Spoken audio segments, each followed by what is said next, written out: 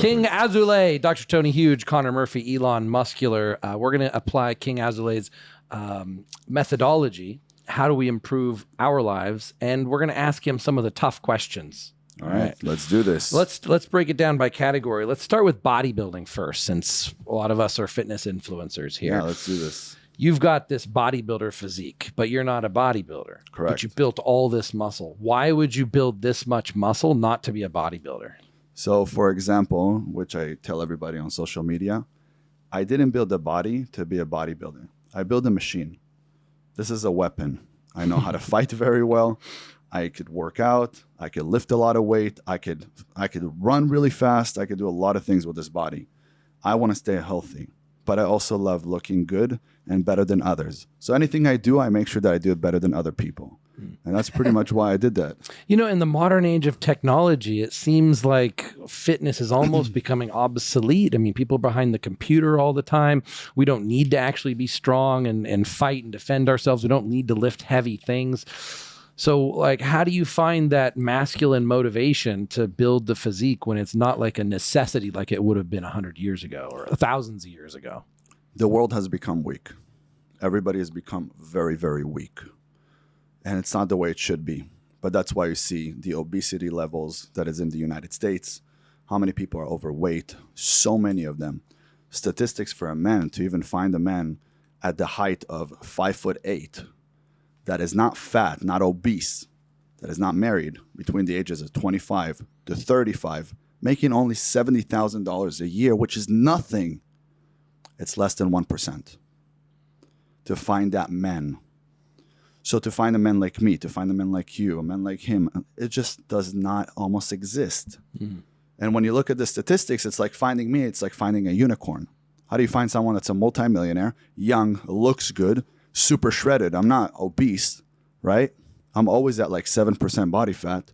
Could fight, will pretty much do anything to protect the world.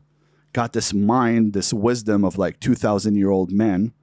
How do you find that? Well, it's a fucking unicorn nowadays.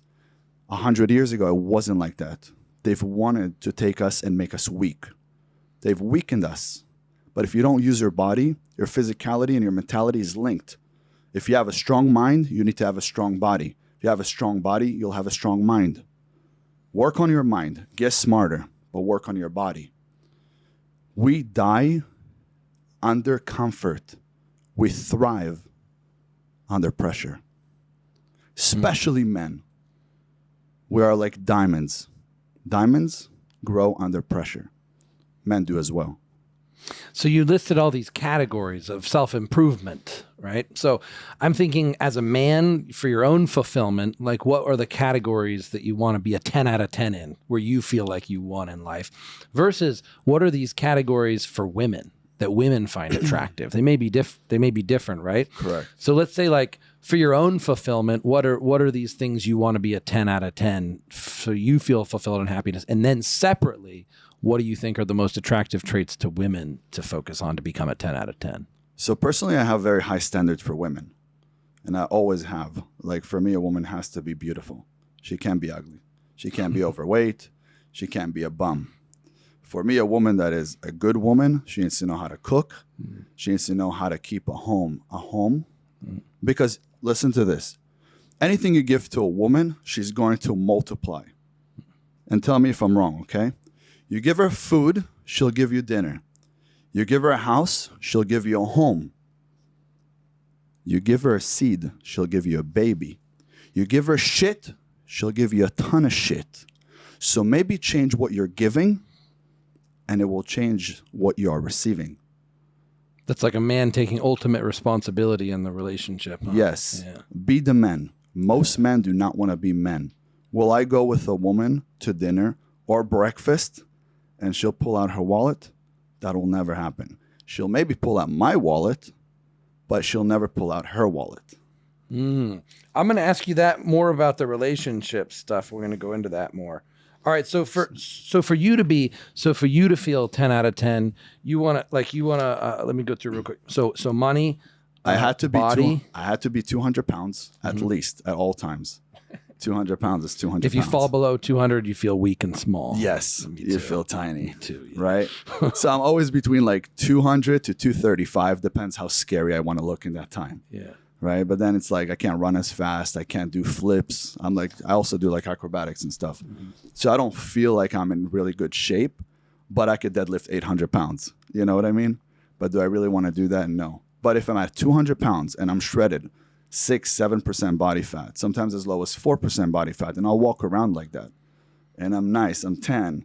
I got every fucking thing that I want when it comes to money. You know, I worked extremely hard. I have passive income coming in every month. I have millions in the bank. I feel good. I always take care of myself. I take a shower every single day, if not 2, if not 3. I sit in the ice every single day. So I put my body under stress. I put my mind under pressure. I expect to get the best woman out there. Correct? Yeah. I mean, that's one of your goals. That's like to get a 10 out of 10 woman is also what makes you feel like a 10 out of 10 man, besides Exactly. just being a 10 out of 10 man. Yeah. And then obviously things have changed for me. Like before it was like, oh, she's got to look this way or that way. And then I realized all these women that look a certain way, also they can't cook, they can't organize a house, they don't even know how to love a man. They've never been loved because most men are afraid to even talk to them. And there you get like the worst woman in the world, but for the first month you just think she's pretty. And then it's like, what am I doing here? But King, I think I'm beating you at this game. Tell me if we're playing the same game or if it's different rules here. Oh no. I've got 5 5s, which you multiply that, that's a 25. You've got 110. Yes. I think I'm winning because I've got 25 points and you've got 10 points. Yeah, I'm fucked with that. So you don't want 5 5s. Listen, you're going into a whole different world right now. A whole different world, which I made videos and I said, men, we're not meant to be with one woman. And I got so much crap from that. I swear to God, I got unfollowed by like 5,000 women. So you think the audience is primarily monogamous, or they think there's something inherently wrong with being polygamous? Well, there is this huge issue. Women nowadays feel like they could be with as many men as they want, but not at the same time, right? Okay. And then men feel like they don't even want to be in a relationship anymore because they don't want that responsibility. Because how easy it is to get a 7 nowadays who is 25 to 30, that's already been with 10, 20 men, and she's pretty. There is a ton of them out there. So many of them out there. How hard it is to find a 25-year-old who's had maybe 3, 4, 5 boyfriends, and she doesn't need to be like crazy beautiful, but she knows how to cook. She knows how to take care of a man. She knows how to love. When you're having a hard time, she comes and rub your shoulders. She doesn't push you and go, stop being a bitch. I'm sorry, but You know? why are we talking about women that are 25? Well, I'm a little bit younger than you. How old are you? 28. Okay. Yeah, no, I'm a little bit, 25 is like, you I'm a little bit older They've than already aged out, Elon? Yeah. you. So, like, I'll tell you something. When I looked at the things like, okay, I want to have a woman that's going to be 18 years old because she might be a virgin. Well, you can't find that because they lose their virginity at the age of like 13 nowadays. So do I want to sit with a child? No. I personally have nothing to talk to her about. Also, would she know how to take care of me? No. I take care of the home. I'll pay all the bills. I'll take care of everything. We'll go travel the world and I'll give you all the love in the world. I'll protect you. I'll do anything for you. I'll die for you. You can't even cook me breakfast. I don't need you to bring money. But are women trainable, though? I mean, you get one that doesn't know how to do these things. Can you train them to do these things, or they kind of already Well, have to come in knowing how to do take care of you? Let me say, everybody is coachable, right? But that's if they want to be coached. So I have guys who I coach, and then they go through screening. I could see if he wants to be coached or not. So me and my lady, we've been together for a few months now. I already know this is the woman I want to marry. This is exactly the place we're going towards, right? I'll never be with another woman. In my eyes, I only see her. And for me now, all women look like men. Is she coachable? Well, she likes to listen and ask me, what is it that you like that I could do better so I can make you happy? And that comes from her, not from me. That's where you know, okay, this could be definitely my wife. Right? If You feel she genuinely cares about your happiness, not just for Yes, herself. and she but sees what cares I about do. Yeah. right? There's women, you bring them a bouquet of flowers and they look at you and they're like, is that it? Do you Do- want to tell the flower story, Connor? You got a flower story? Yeah. Come on, give it to us. Well, so my girlfriend is mildly jealous. And so the one time that I decided to go out of my way and give her an act of kindness and I bought her flowers, and she got extremely upset because she thought that the flowers were given to me by another girl. So, she came home to flowers and she's like, who gave you those flowers? Who bought you those flowers? And well, it's like, after a while when that she finally understood that I gave her the flowers, she appreciated them. But yeah, but primarily that's a jealousy problem. That's Is not that how really you got a that jaw? problem. She decked you. Yeah, made the jaw really swollen. Yeah, it's still That's a swollen. thing called a bone smashing, where people will literally Yeah. smash. Yeah, that's actually a Yeah, I was thing. teaching I that. haven't tried it. I'm not sure if it works, but I teach that to people actually. oh, Hmm. nice. Yeah. Okay. Because I we was did a that fighter. MMA thing where you were showing me how to hit on the forearms. To Yeah, make like them my stronger. shins, I could break a baseball bat with my shin. Okay, so I should get punched in the face more. Than Yes. Bring home more benefits to flowers. fighting. Yeah, So okay. so he's got a jealous girlfriend, very sweet, virgin girlfriend, young virgin girlfriend, but very jealous. So how do you handle a jealous girlfriend? Because he's not doing anything bad, Right. but she's very suspicious every Where is time she he from? leaves. Thailand here. Yeah. She's from Thai. She's a Thai girl. Have you guys already, she's still a virgin? Not anymore. No, Okay. You're looking to marry her? possibly. I mean, you have a keeper. There are a few slight issues like the jealousy problem, but overall, yeah, she seems like a keeper. Do you feel that she's jealous because you do things and you don't involve her enough, so she would be jealous? Or No, I think you I give her plenty of attention. I think that the jealousy primarily stemmed from a past relationship, which wasn't a real relationship because they never really did anything sexual or whatnot. Right. But he left her for another girl. And Okay. so that probably incited some deep-seated jealousy that stuck with her this whole time. which is also the reason why she lost her virginity to you, because she knew if she wouldn't, you would leave her also, Mm, right? Possibly. So look, the problem is this: you have a young girl. How old is she? 21, just turned 21. 21. You're her first true love, her first connection. When you connect with a woman, there is something that goes on in her body and her mind that she feels like she's got to have all of you forever. This is going to be the one time that it's going to feel like that for that woman. And she does not want to lose you. I understand her completely. You're 29, she's 21. You're out here doing business. You're handsome. You got it all going on for you. People know you on social media. If I was your girlfriend, I'd probably be jealous too. Right? It's like she has I to mean- be jealous in order to prevent you from running away. Maybe maybe it's a you, necessity. you are considered, if there is 0 to 10, you're considered a 12. Make sense? Mm. So the fact that you are considered a 12, still got hair on your head, you're 29. What do you mean? You know what I mean? Transplants, you know what I'm saying? Like you're tall, you work out, you look good. Of course she's gonna be jealous. And the next one will be as well. You just have to sit down with her and explain to her that being jealous is not something that's going to get you guys very far. Yeah. She needs to be loving and understanding. When there's love, is there always jealousy? Yes. Yes. And then there's crazy love. Yeah, I explained to her that her jealousy is completely disadvantageous. It just makes me want to spend less time with her. not 100%. more, right?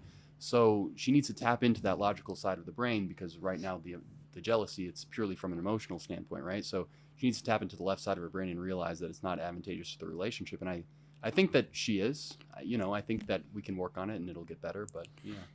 In psychology, there's something called the pain of loss. If I had a girlfriend and I was extremely jealous, what I did is I took 1 step forward, 3 steps back.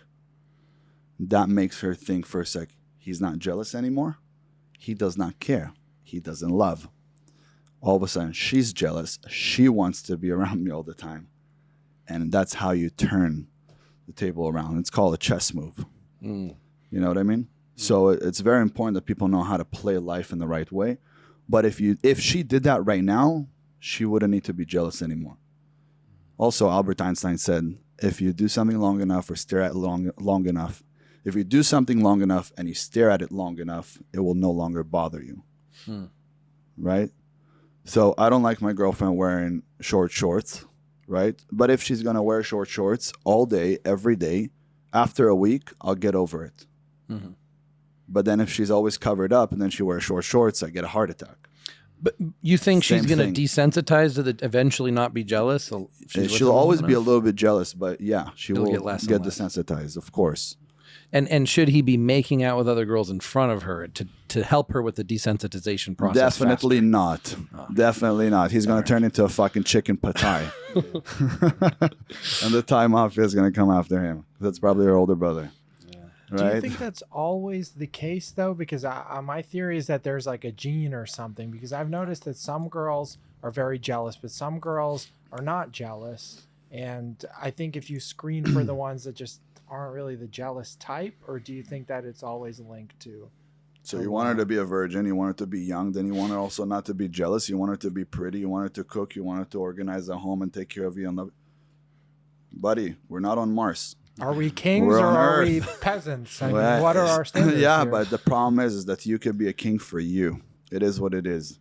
Princesses just don't exist anymore. Originally, I was against these AI girlfriends, but now, like, if I could program her, like, make an AI girlfriend 10 out of 10 out of 10 out of 10. Okay, maybe it's worth having a fake one. I mean, I don't know how you can say I can fight, I'm strong, I have muscles, I have millions of dollars, I have this. What don't I have? Listed down the list, got it. I'm not saying I do, but we're saying that that's what we're aspiring to, and not hold a woman to all those same standards. Because you have to understand that women, and this is also from the Bible, from our Torah, women just don't think like men. The problem is that they're very easy to make a bad decision. It is what it is. And they make it, based on emotions. So if you have a woman right now and she likes you tonight, and you being consistent with her and persistent and constantly, pursuing her, what's going to happen? 1 month, 2 months, virgin, not virgin, she gives her virginity. Now he's like, oh, well, let me go find somebody else because he's not really interested in her anymore. What happens? Now she's going to go with somebody else. So it is what it is. And then time moves by, and she didn't find a man that was 100% with her. And men like to play a lot of games, right? I mean, women like drama, but men will tell you everything in order to get you in bed. And then what happens? They leave, right? It's called post-nut syndrome. Wait, most common question you probably get asked by people who don't know anything about bodybuilding: how long does it take to get a body like yours? So first thing is that everybody accuses me of taking a shit ton of steroids. I'm the biggest meathead they have ever seen. We got to do a Like- natty or not on you, guys. Yeah, We got to huh? look to how much steroids you think that he So takes. many steroids here. Natty Plus. But it's crazy because they look at me and they're like, oh, you probably take more steroids than anybody in the world. I'm like, do you guys know Ronnie Coleman? Have you seen like Ramy, Big Ramy? What are you guys talking about? Just a normal guy who works out a lot. And I work out twice a day because I like to remove all the stress from me. I wake up, I'm very intense. So that intensity has to go somewhere. I put it into a very hard training twice a day. I'll run every single day. I'll sit in the ice every day for at least 6-7 minutes. How long after you wake up do you start doing something physical? So I like to go to sleep pretty early, which is 9 p.m. And I'll wake up at around 3 a.m. automatically. You probably know, but every hour from like 8 p.m. to 1 a.m. is like 2 hours. And then people go, well, how could that be? And I say, have you ever went to sleep in the morning after a long party and slept all day and was still tired? Slept 12 hours. But have you ever slept in the middle of the day, went to take a nap at 5, woke up at 10 and couldn't go back to sleep? They're like, oh yeah. I'm like, it's because every hour it's like 2 hours. And then I also know how to get into like REM 4 sleep. So to get into a Okay, better place. for sleep efficiency, you're saying your sleep is much more efficient if you sleep earlier, 100%. like that window of time. So the prime time for sleeping is 9 p.m. to 3 a.m. Yeah, for you'll your body, sleep. at least. You'll sleep like that. I could sleep for 4 hours 9 if I to went. 3 a.m. If I fell asleep at 8, I'll wake up at midnight or I'll wake up at 1 a.m. That's why I always have a 24-hour fitness membership. So I go anytime, no matter where I'm at. So I go anytime, and I'll go to sleep at that time. I wake up automatically. When you wake up, you're in alpha state. Alpha state means if your mind is half asleep, half awake. It doesn't give you any negative or positive suggestions. Whatever you read, you retain. So I start to read. I'll read for about 30 minutes. Sometimes I'll pull for a whole hour. From there, I'll go in the ice. Ice, shock the body, done with the ice, hot shower, eat something, or go for a run and then eat something. And then 2 hours after that, I'll go train. And people are like, well, I don't have all that time to do that. And people are like, I sleep longer, sleep faster, How did you develop this as like your perfect morning routine? Is it experimentation, trial and error? Did you hear a biohacking influencer say this is the best times for your circadian rhythm or what? Yeah, I mean, I've heard different people talk about it throughout the years, and I love to try it on myself. So if I hear something, I'll try it, right? I mean, not ecstasy. I'm not going to go try it because it's not for me. But if someone says, hey, if you sleep earlier, you're going to feel better, I go and try it for myself. But I'll try it for a whole week. And if it works for me, then I understand whatever he said was true. Then I'll start going into it, So the first thing in the morning you do, did I hear you right? You read the first thing in the morning? First thing in the morning I read. And what do you read? The Power of Now, Think and Grow Books. Rich. Yeah, The Torah. books. The Kabbalah, whatever I want, How about that's food? the Do you eat first or you wake up and eat wake and up. then- Yeah, or else you'll go out of alpha state. I don't even turn on the lights like this. I have a little night light and it's on the book. Once I do that and I'm done reading, most people I tell them to take a cold shower because they hate the ice. But if you do what you hate, you actually unlock different genes in the brain that allow you to get smarter, better, stronger. But I don't know if you know the gene called hormesis. You know hormesis? What? So if you put your body through crazy stress, whether you're in ice, whether you sprint, whether you work out extremely hard, or if you actually fast for a couple of days, your body will go into a stage called hormesis, and hormesis will reverse aging.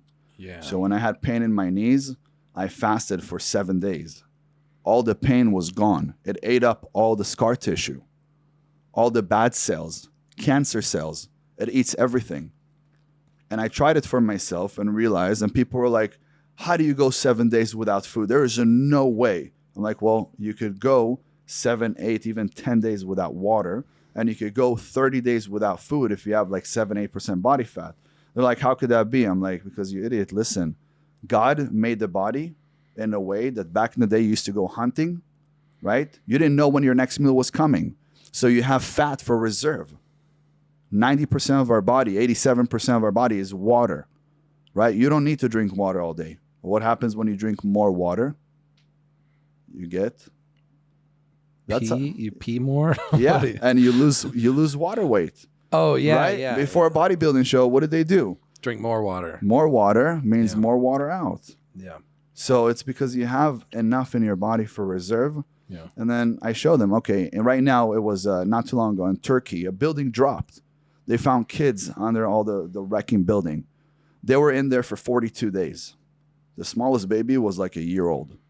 They lasted with no food and no water. And they're like, oh, you know what, King? You make sense now. Yeah. But if we drink more water, that's healthy, right? Yes, when of we course. can, yeah. I drink When we 2 could gallons of survive water without us. normally, not in Pattaya. Yeah. The water doesn't taste the same. do you have to force yourself to drink water? You really Yeah. remind yourself, okay, I need it. It's not that I'm thirsty, but I know if I drink more water, I'll have a healthier body and mind. Yeah, that of kind course. thing, Of course, I'll literally put an alarm for food and water. Do you care what type of water you drink? Like, what plastic it comes from, whether it's alkaline or has minerals or no minerals? If I'm in LA, where I'm based at, I'll drink better water. If Guys, I'm out here, I water's can't. great. Let's get back to the original question. Do you take steroids? I did before a competition. I did a few competitions, and I was jacked. Did you compete in was bodybuilding, physique, classic physique? Classic physique. Ah, classic physique. Oh, wow. Yeah. Then I was jacked. I got a few medals. It was great. But the thing is that I get very intense. I'm already intense. I'm already like this 24/7. With that, I'm even crazier like this. And you know what I'm talking about when I'm saying this? It's an issue. 24/7. Oh, So, we know what you're talking about. So you what? know, what so taking steroids kind of doesn't fit me. But I'm sure that I'll probably jump on like testosterone in a few years. Tony, You're not I even love on this. TRT right now? No, TRT sucks. Wow, but you Because got my some levels, of these. my levels are like 900 to 1,000 without anything. You, My dad you don't is- take supplements to boost your testosterone right now? No, Hmm. but I sprint. Mm-hmm. I like to sit in the sun, Mm-hmm. naked. You know, if I'm in my yard, naked. So the sun will bring up your testosterone level by 140%. Are you trying to get the sun on the testicles? Yes, correct. Okay. I do that. It brings up your testosterone level by 140%. Also, when you sprint, it brings it up by 120%. You sit in the ice, 700%. Cigars. Cigars. Andrew Tate says he smokes cigars for testosterone. What do you think about that? I don't think, smoking something and having smoke around your mouth will bring up the testosterone levels. But what I do know is that there is a guy who lived the longest in Cuba. He lived till like he was 254. This guy lived till 254, and he was smoking cigars daily. The In guy Cuba. lived to 254. Yes, you can look him up. Was he a human guy or like a tortoise? He looked like a tortoise by the time he died. Yeah, So- it was crazy. So in the Torah, people live to like 1,000 years Correct. old. Do you believe that? Of course. Do you know why you have a beard? Actually, me and my girl were talking about it while I was on the bike. Do you know how we have beards? No. All right, so there was a guy. He was like a rabbi, and he lived till like 900 years old. But he had a son, and that son, at the time when he got a little bit older, they looked exactly the same, identical. So anywhere the dad went in town, people thought it was the son, and they didn't give him the same respect. So what he did is he spoke to God. Back in the day, you could speak to God. God would speak back to you. That's when God actually revealed himself. That's how we know there is a God, because of stories from people who actually, many, many, many different generations of back then that somebody spoke to God and then let everybody knows, right? It's grandma stories. That's how we know there is a God. But the truth is, he went to God and he says, I get no respect in town. People think I'm my son. What do? I'm the one. I've done so much for this place. I've gave so much to so many of these people, and they don't see me as anything anymore. They think I'm him. And he goes, all right, let me change that for you. And he gave him a beard. And that's how they were able to tell the difference between the dad and the son. So you're saying our beards are for daddies. Yes, that's how you could change the way that we look a little bit, right? Like if you see me and my brother, you'll think we're identical twins, but we're 3 years apart. We look exactly the same. My beard is always a little bit longer than his, so you can kind of tell the difference.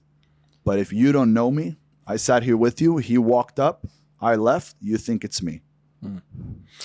Hair strategies. What's your strategy to keep your hair? You took steroids, plus you're a man that has high testosterone, which means high DHT, which causes hair loss. You're getting older every day. How are you keeping such fabulous hair, and what have you done? Propecia. So something that nobody knows, I went and I did a hair transplant here in the front. And people that know me saw that my hair before and my hair now is exactly the same. So they said to me, hey, if you want, you could come and do it again. I was like, hell no. There is no way. I'm not going to do it. It's Where'd you way get the too hair painful. transplant done? In Turkey.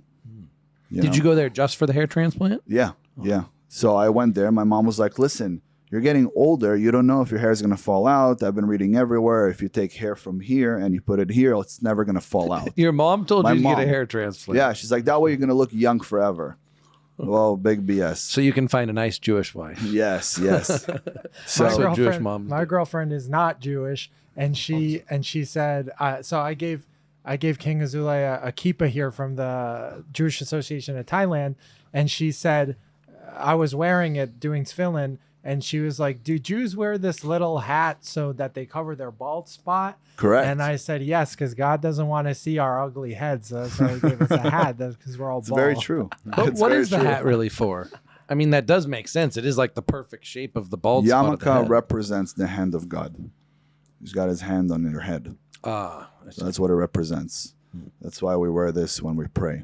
You can also wear a hat. You don't have to wear this. But, this is more formal. So for me, I use Propecia. Okay, I got take it. And Propecia. And I also do you know the take growth dosage? hormone. Like how many you take? One per Yeah, day? 1 or- milligram per day. But there is like 2% of the world that use Propecia and then they won't get an erection. Right. So- Yeah, it's a side effect. And sometimes even after they stop taking it, they have this permanent side effect. But you Correct. haven't noticed any side effects from taking Propecia. No, Okay. honey. No side effects. All right, that's good. Lucky. No you. side effects. King, But is there anything in the world that could stop you from being able to get an erection? me, Yeah. well, I've heard of things, but I haven't tried them. So, from my understanding, if you do coke, right, then you'll never get an erection. But I've never tried it. It wasn't my thing. When you stopped taking steroids, did you ever have a problem with that? Oh yeah, like when your testosterone comes down afterwards. No, so there's like certain things that I believed and did on my own and worked for me very well. So as soon as I got off of a cycle, 2 weeks before, I started taking HCG. 2 weeks before. Everybody says, no, you got to take it after. I did it 2 weeks before. Started kicking in. Then after that, I continued to take it for another 3 weeks. Then I took Proviron, Novadex, Clomid, and Cialis for 30 days. I took that for 30 days. Then 10 days after I was done, I went and got my levels checked. I went up to about 650. So I was perfectly fine. And then as I continued to train, doing the same exact thing, eating very well, right? If you eat well and you work out and you do things, your body is just going to recover itself. So it's the same thing with hormesis that I told you. If you're not going to eat for a certain amount of time, your body will start bringing in different genes and kicking them in that they only kick in when you are completely dying. And then once that kicks in, you reverse aging. You could do that. When did you start taking care of your health or even thinking about stopping aging? Because obviously when you were 18, 19, you were a troublemaker. You probably weren't thinking about health. So sometime afterwards you started thinking, okay, now I want to be concerned about my health. I want to live longer. I want to look better longer. When did that start and why? You know, as a young boy, when I was 6, I started to work out. Started doing push-ups. Before that, I was just climbing very, very high places, whether it's the tallest trees, highest buildings. My parents took me to the doctor. The doctor said, this kid is fearless. He has no fear. Diagnosed me with no fear. When I was 6, I started to work out. That's why I came out with the program. So when I was 6, I started to work out. And I didn't know why I was working out. But then within the years, and only a year ago, you know, they say you reach a certain age where you understand life better, especially as a Jewish man. You understand life better. And that's exactly what happened to me. And that's why I came out on social media and I realized there's things that I got to do and share with the world that they don't know, they don't understand. So when I was 6, I was training. When I was 10, my dad took me to the doctor and he was like, what did you do to this kid? Are you giving him steroids? He's like, no, the kid doesn't stop lifting things, doesn't stop doing pull-ups, push-ups, sit-ups. I don't know what to do with him.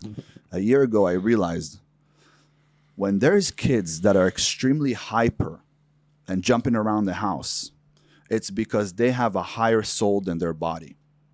So people go, oh, he's got ADD. He does not have ADD. He's just being a boy. But his soul is higher than the body. Our soul, when it comes to this world, it doesn't want to come into this body.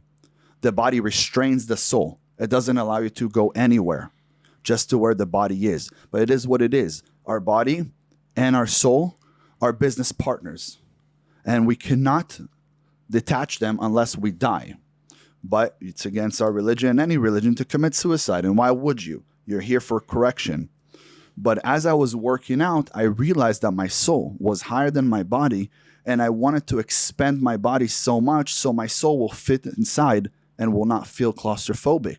And when I got to 235 pounds, I felt so happy.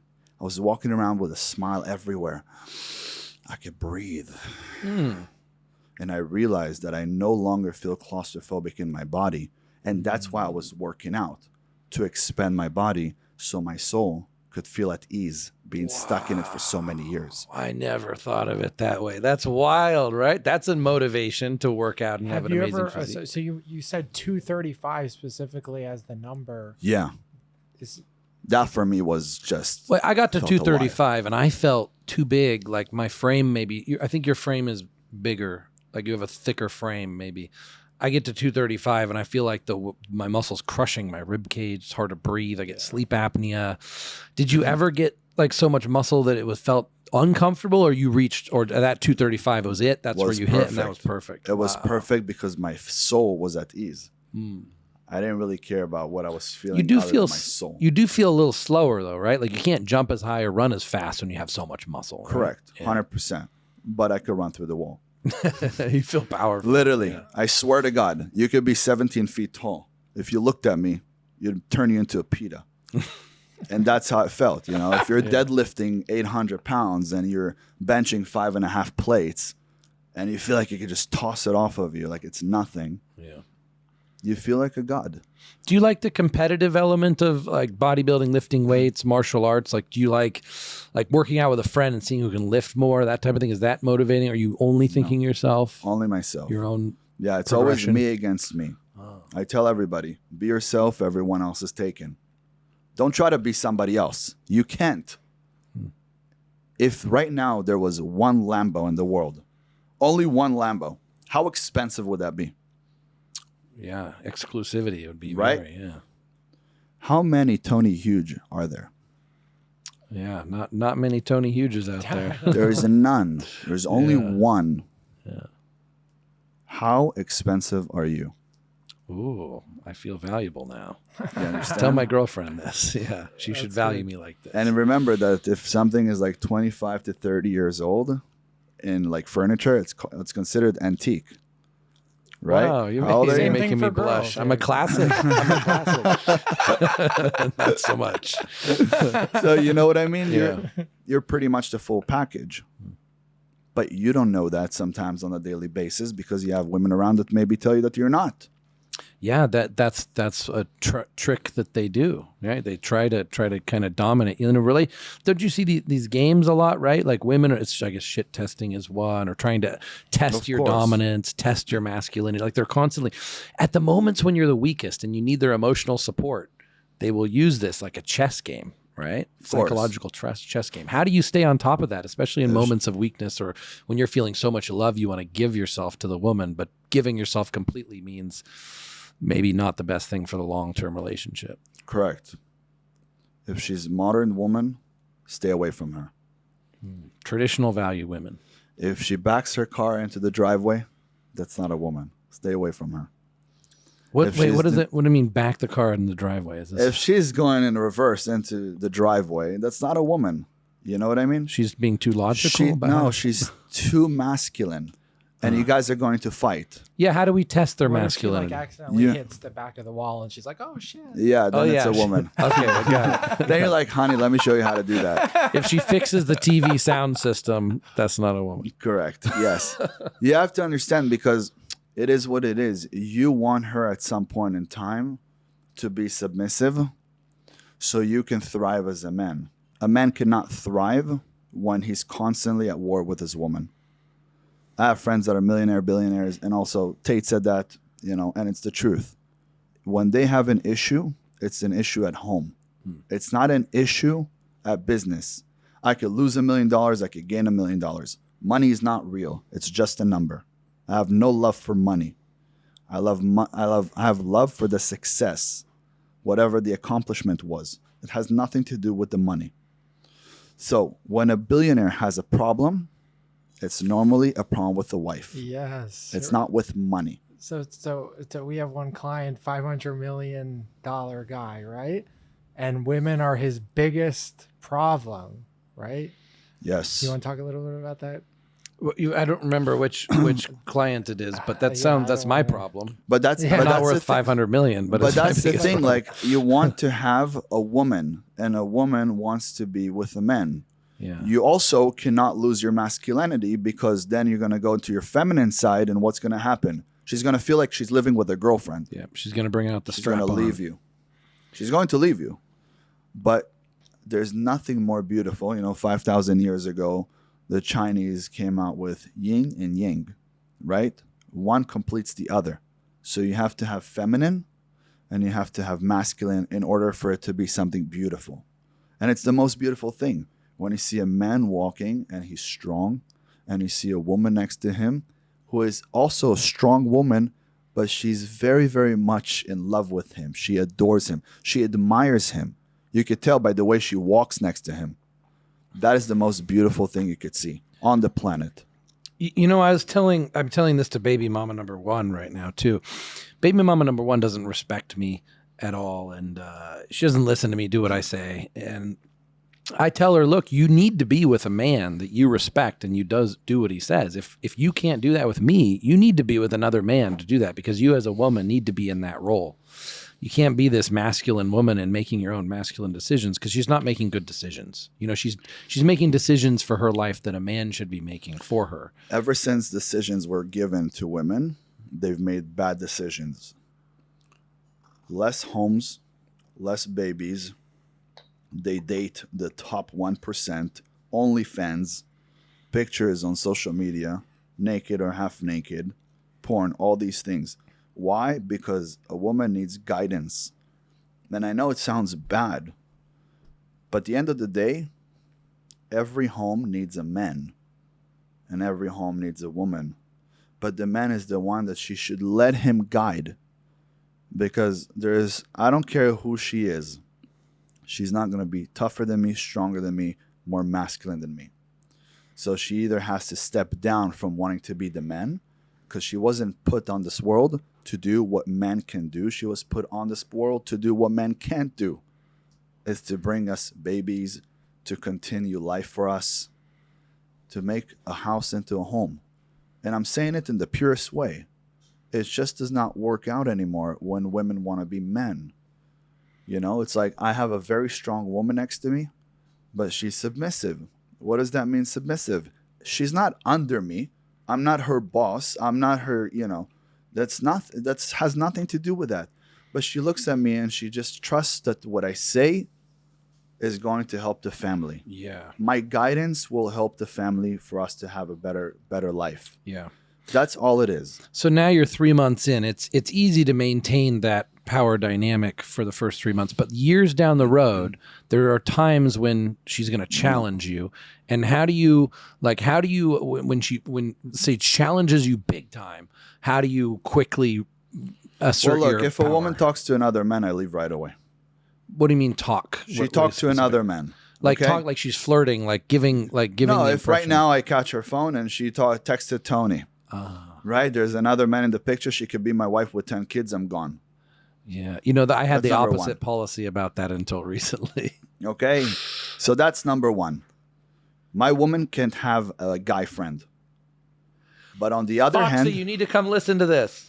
but on the other hand, you have to know who your woman is. If she's extremely feminine, she's not going to have a guy friend. If she's masculine, she doesn't like girlfriends, because girlfriends are fake. Yeah, that's Okay, exactly that's what the her issue. position is. Yeah. So it's like, it's good if she has a mom, if she has a sister, or if she has like a childhood friend. That's good. That are girls. But girls are just fake. You could have a girl that hates you more than anything and you're another girl. She'll still hang out with you and see you for coffee. Yeah. And you guys are still going to chit chat. And she goes back home and talks shit about you to her husband Yeah. and all the rest of the friends. Yeah. I've seen that happen. Better just women Right? don't have No, any the friends. best They friend just- is a gay best friend. Oh, When they have yeah, a the gay best best of Those, friend, both. those right? are It's always good. good. There is only one issue. Oh, we just broke up. We're having a hard time. Oh, girl, don't worry about that. Everything is fine. Let me take you out. We'll go out to a party. You're going to have a blast. And then what did they do? I have friends that go only to gay clubs. They're straight. They go there to find their girlfriends that just got broken up with, who were brought there by a gay guy. And then they go, oh, look at that guy. He's cute. He's straight and he's here. Wow.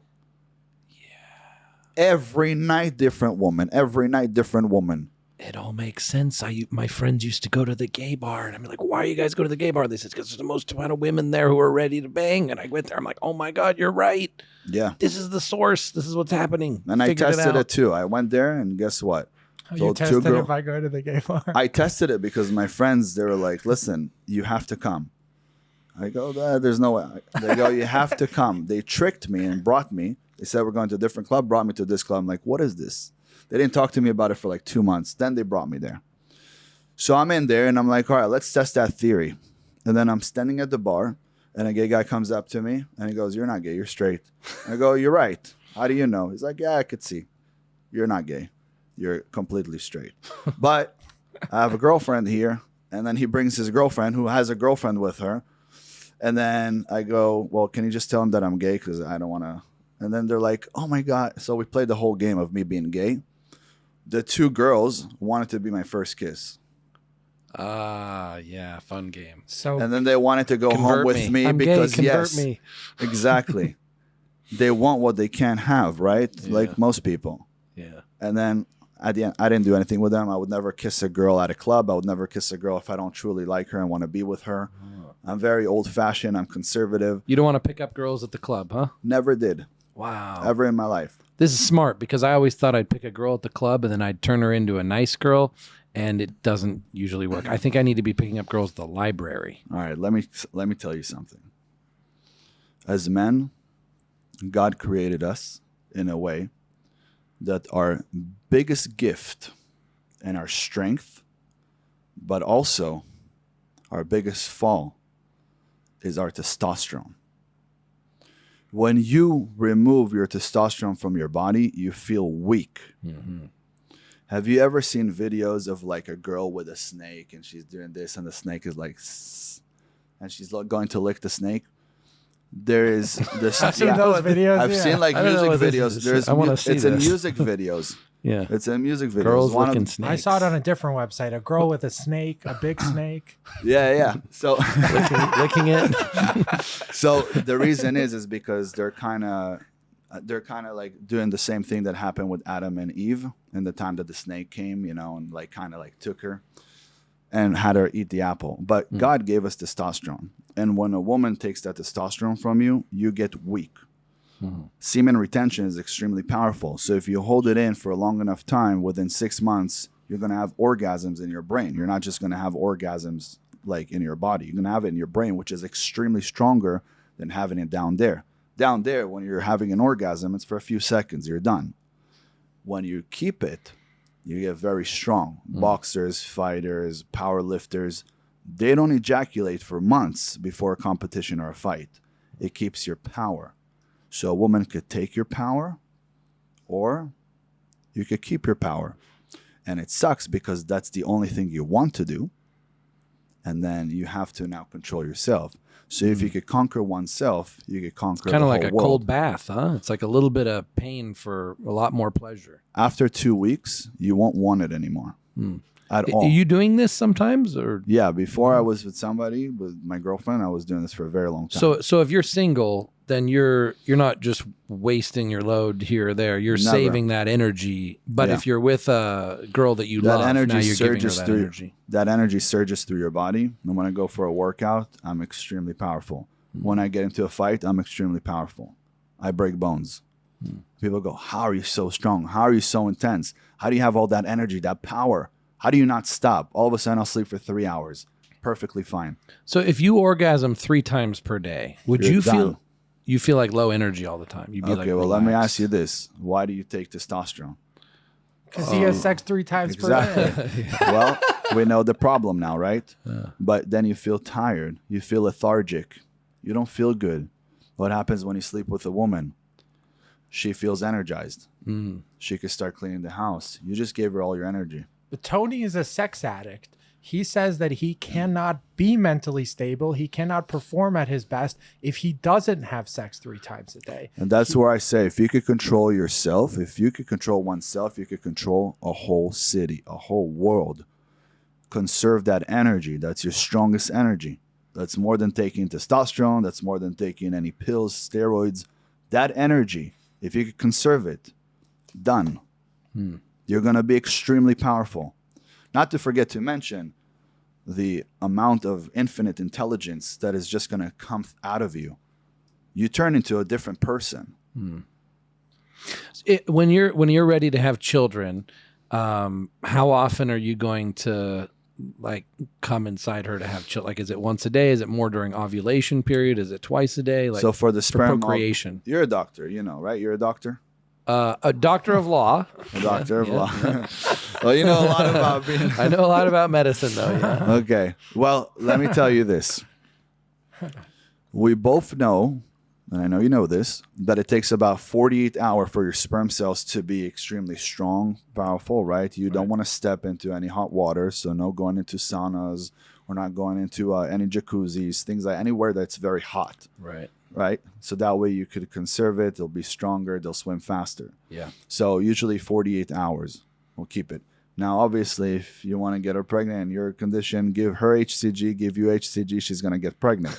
Yeah. But at the same time, Biohack it. yeah, biohack it. But at the same time, you know, this is the beautiful thing about the Jewish religion. So before she gets her period, we don't touch her at all. 2 weeks. When she has her period, we don't touch her. And then after her period, sometime, we don't touch her until she actually goes into the mikveh and cleans herself, right? She purifies herself. Goes into the Mikveh, which This is is a cold Jewish term? water. Yeah, Okay. it's like cold water. Like me going into the ice, I'm going into the mikveh daily.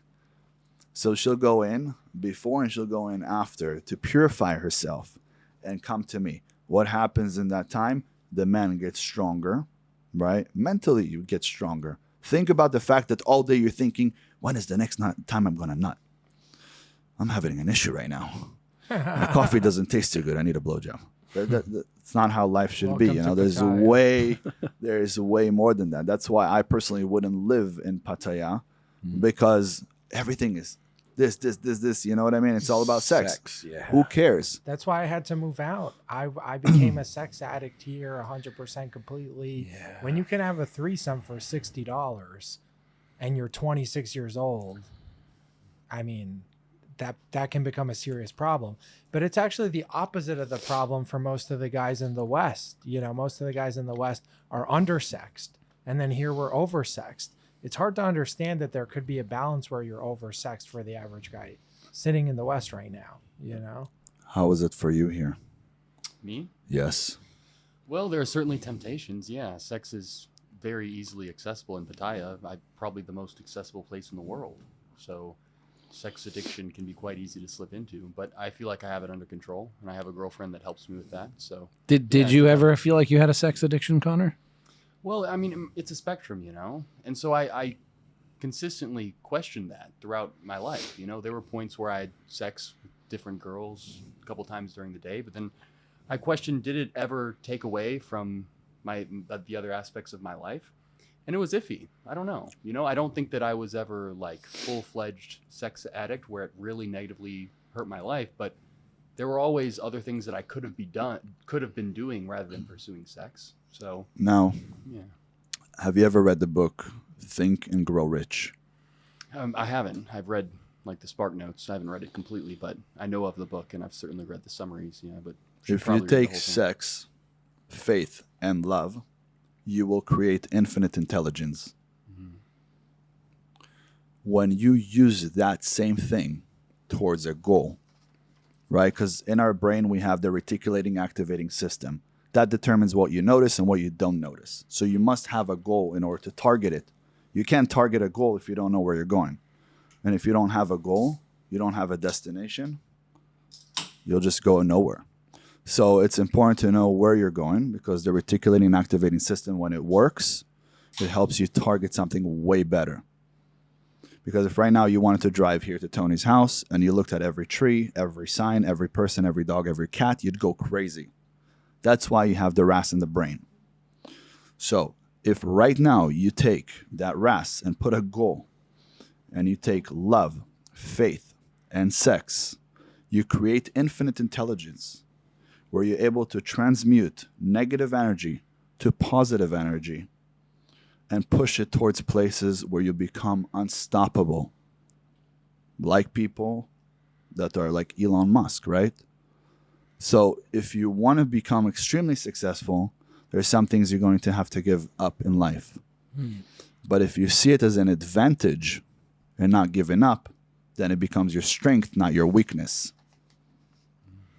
What are the things that are challenging for you to give up? But like, if I'm a sex Love. addict, okay, love. You're Love. addicted to love. Yes. I did not receive love as a child. I must have love. And to you, what is love? So there's the love languages, right? What, 5 Yeah, love languages? I need her to tell me all day how much she loves me. So words of affection, Words of affirmation. Yeah, words of affirmation. How about touching? You want the girl to Yeah. touch you All Yeah. the time. Touch me. Tell me you love me. If she makes me a sandwich or if she cooks for me something, it's the same thing. Service. Okay, I don't so care what touching, it is. service, and how about gifts? Like she No. buys you flowers. No. Me neither. Yeah, nothing No. there. I don't like when they spend money. Just give Yeah. me something that's priceless. Yeah, and then the last one, quality time. So like alone Yeah. time, private time. So I retired For at sure. a very young age, Yeah. so I could spend the rest of my life with the love of my life and my kids. So I don't have to go to work. I never have to work again. Neither does she. Neither does the kids or the grandkids. We're You all seem good. like a real monogamous family guy, but Yeah. did you grow up in a family where your parents were like stayed married and? My parents were together since the age of 12. Oh, okay. Oh, Yeah. wow. And now my dad lives in Pattaya and sleeping with every little cockroach out here. What do you think about that? Horrible. Is it offensive to you because it's your dad and it's like cheating on your mom type thing? No, they separated. You know, Yeah. they separated 7 years ago, and he decided to move here. You think he's crazy? Yeah, of course. You think he should just be married with one woman and have Well, a meaningful I relationship? think at the age of 60, when you get up and you go, and you have nothing except chasing butterflies, Yeah. for example, after he raised a family and has an amazing wife and amazing grandkids that he doesn't even see because he's out here doing his parties, you know, and then he gets wasted. He'll drink to the point where he can't walk and he'll just yell at people, curse at people, you know, fall around. To me, that's just self-destruction. Oh, so you think Right. he's being Self- like a short-sighted hedonist and he's not finding like deeper fulfillment? Look, you could run away from your problems or you could deal with them. If I have a problem here, I'm going to deal with it here. I'm not going to drag it here. People deal with problems, they leave it here. They don't drag them 10 years later because eventually that will explode. So I like to deal with them here. It doesn't matter what the problem is. Even if me and you right now had a problem, I'll take care of it right here, right now in your house. I'm not going to take care of it later. You think that his hedonism is distraction from dealing with his problems? Yes, of Yeah. course. So it's like, and I tell everybody, if there's a Me too, problem, to some extent. because I also came from a place where if someone has a problem with you, if you walked out, well, they might just meet you outside or wait for you at some point. Let's finish it here. Yeah.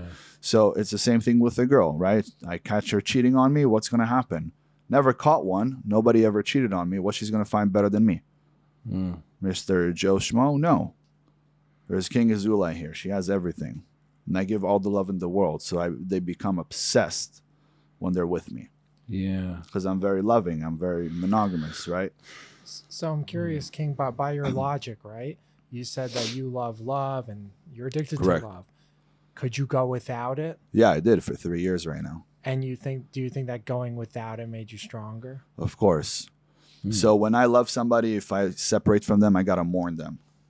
Literally like someone died because I truly love them. But then I've realized that there's no better connection than a person that truly shows up by God. Not something I even chased. She showed up out of nowhere. And I felt a deep connection that I've never felt before. And that's probably the person I should have waited for. So these years that you were single, did you have a clear vision in what you wanted and you're working towards in Yeah. a woman, or were you just like focusing on business and just let it come later? Or were you like working towards it? Yeah, of course. I mean, I knew already what I wanted, you know, and I was working towards finding that.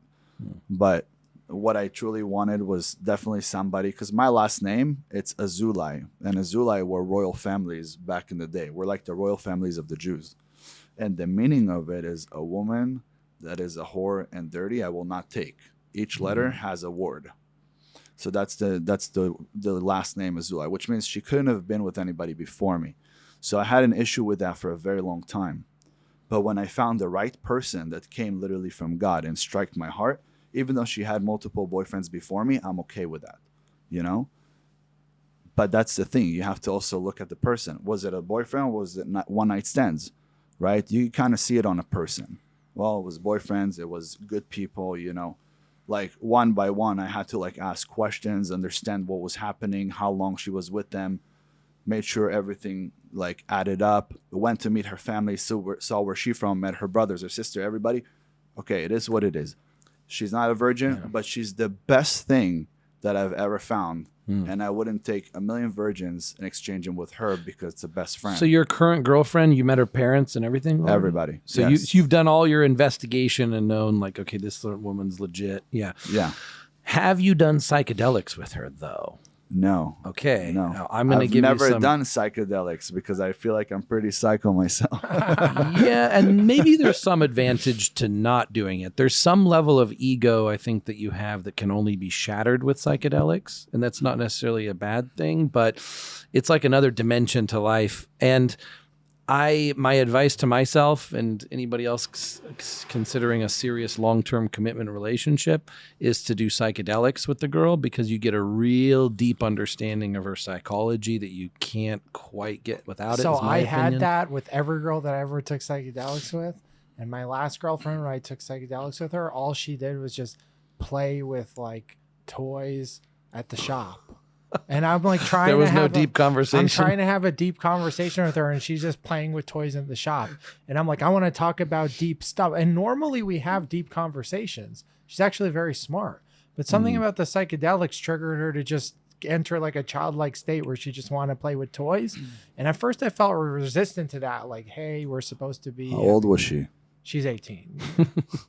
And then I was like, hey, That's why she was playing with toys. So I told her, I was like, yeah. And don't get me wrong. I think if you can find a real woman that is 18, that's great. Back in the day, a woman was a woman at 18. Today, a woman is not a woman at 35. Sorry to tell you that. And men are not men till they're like 40. That's the truth. That's what happened. It's almost like we're going to Neanderthal time. It's sad. People are getting dumber. People are getting weaker. And the men and the women are just not maturing because all day it's like TikTok, TikTok, TikTok, Facebook, Instagram, you know? But she wasn't on TikTok. She was literally playing with a physical toy. And I realized that, like, this is fine. She hasn't got to the age of TikTok yet. Hold on. She'll be 25 and it's going to be TikTok. No, it's not. I mean, it's For TikTok now, it's still at 8, toys. man. You know what's crazy that people don't think about when I used to say, oh, I want to have a young girlfriend, right? Because I want to get married and I want to have kids. And also, it takes time from having one child to the other. If you want a strong child, How many you kids got to do you wait want? like 3 years for the body to recover well. Some people don't, but if you really want the body to recover well and the other baby to be super, super healthy, you wait. So I said, well, I want to have a young girl. It's probably 18. You know, people looked at me and were like on social media, oh my God, the women that are 35 and 40 and have a cat, they're like, oh my God, you are horrible. I'm like, why? What did I say? Well, why can't you date someone your age? I'm like, well, I don't want to. I want to have 6 kids, 7 kids, maybe 10 kids. Who knows? But I don't want to have multiple wives. I want to have one wife. And why do I need to date somebody that's 33? Don't you know that men love beauty? People don't understand that, but a man's beauty is his power, and a woman's power is her beauty. Oh, wait, a man's what is his power? A man's beauty is his power. A man's beauty is his power? Yes. And a woman's beauty And a is... woman's power is her beauty. Oh, okay. So a woman that's beautiful, she's powerful. Every man wants her. No.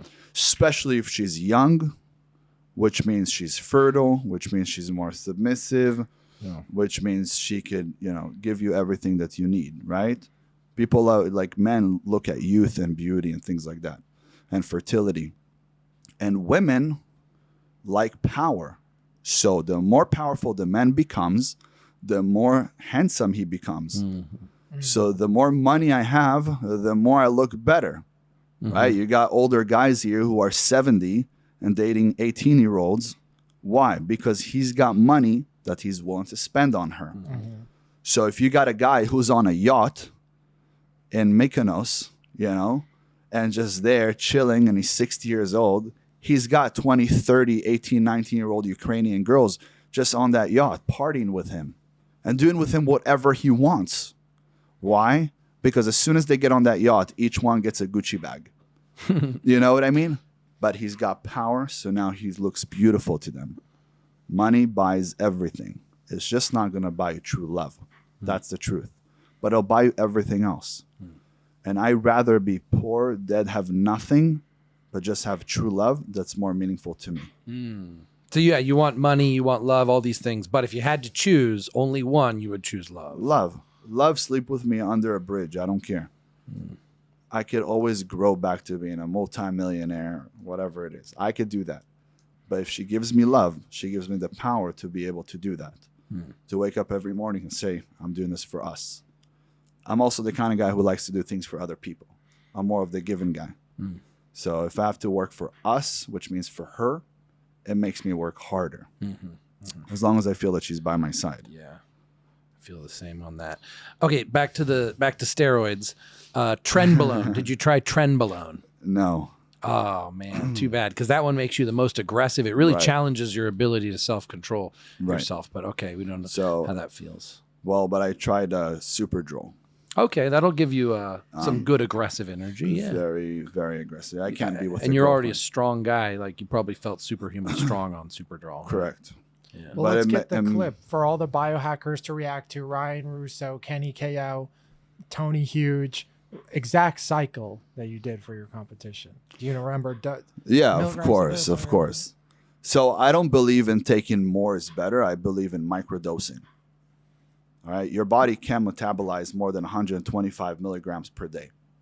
So if I'm microdosing every single day, it's going to add up to about, let's say, 750 to 900 milligrams per week. Versus a bodybuilder doing a giant injection once a Horrible. week or something. You, Horrible. Smaller dosages more often. How much could your body process, right? How much could your liver process? You're killing yourself. After you see them doing coffee enema for like 10 years because they're trying to recover their liver. But the truth is, your body can metabolize. So it just tosses it away. And once it tosses it away, whatever is left and it can't toss away is just harming your body. That's when people get sick. That's when people get all these crazy breakouts because there's too much. I did microdosing every day, 125 milligrams. I did about 500 milligrams of tests, maybe 400 to 500 milligrams of test. I used to like doing Sestenon for a competition. After that, I would switch to propionate, but then I would start with Sestenon. Sestenon, for the people at home that don't know, is 4 types of tests blended into one. It's called Test Blend. And with Sestenon, I would always take NPP. So people are like, well, I like to take Deca. Well, with Deca, you can get Deca-Dick, right? You have to take more tests, milligrams per week, than you do Deca, and then continue to take test for like a month or two later after taking Deca, so you won't get Deca-Dick. People don't know that. They lose their erection. So instead of taking Deca, you take NPP. So- I'm not recommending to anybody so at in- home to do steroids. I'm just sharing with you guys. In the dosages What I that did. you took, the test in DECA or NPP, NPP. you didn't have any NPP or DECA side effects then? Your Nothing. penis worked perfectly the whole time? Perfect. NPP puts water in your joints. Yeah. Right? It puts fluid in your joints. You can lift heavier. You can go for longer workouts. You don't get injured. So I took NPP. NPP I was taking about 350. And then on top of that, it depends, but I was doing like sometimes Masteron or Winstrol. Depends how close I was to a competition. But Superdrol, which is Superdrol 50 or Superdrol 25 actually I took. Superdrol 25, so it's 25 milligrams per cc. And when you take that and you do about 3 cc per week, Does that mean you were injecting it? injecting it, yeah. Oh, okay. Some benefit to less liver toxicity. Yeah. And I was injecting. Yeah, I never wanted to take pills. I've taken pills before. I've taken Anavar. I've taken D-Bol before. For competition pills. But the But it Winstrol, makes you me took not- pills, right? Or did you inject it? Winstrol, pills or injection? Injection. Oh wow. Yes, Okay. yes. Painful injection. Yeah, painful. sometimes, The yeah. white one. Yeah. It's the water white. based. The water base. This is a real steroids Yeah, there we conversation. go. I didn't Yes. realize you knew your stuff about steroids that much. Yeah, I mean, I don't want to say, but I helped a lot of people go through competitions, and Ah. I okay. studied this shit pretty well because Yeah. if I'm gonna put anything in my body, I gotta make sure that it's Yeah. going to be the best. Yeah. So So how about do you use Anadrol? Ever try Anadrol? Because along the lines of Superdrol as So- far as strength and again, Anadrol is most of the time.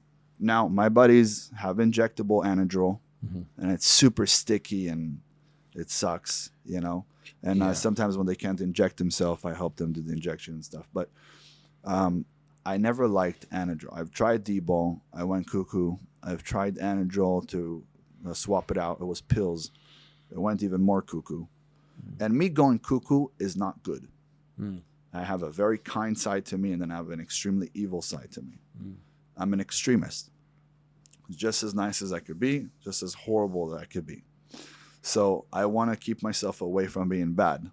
And me doing these things was very bad at the time. So I literally locked myself in the house away from people, drank a lot of water, let it die down.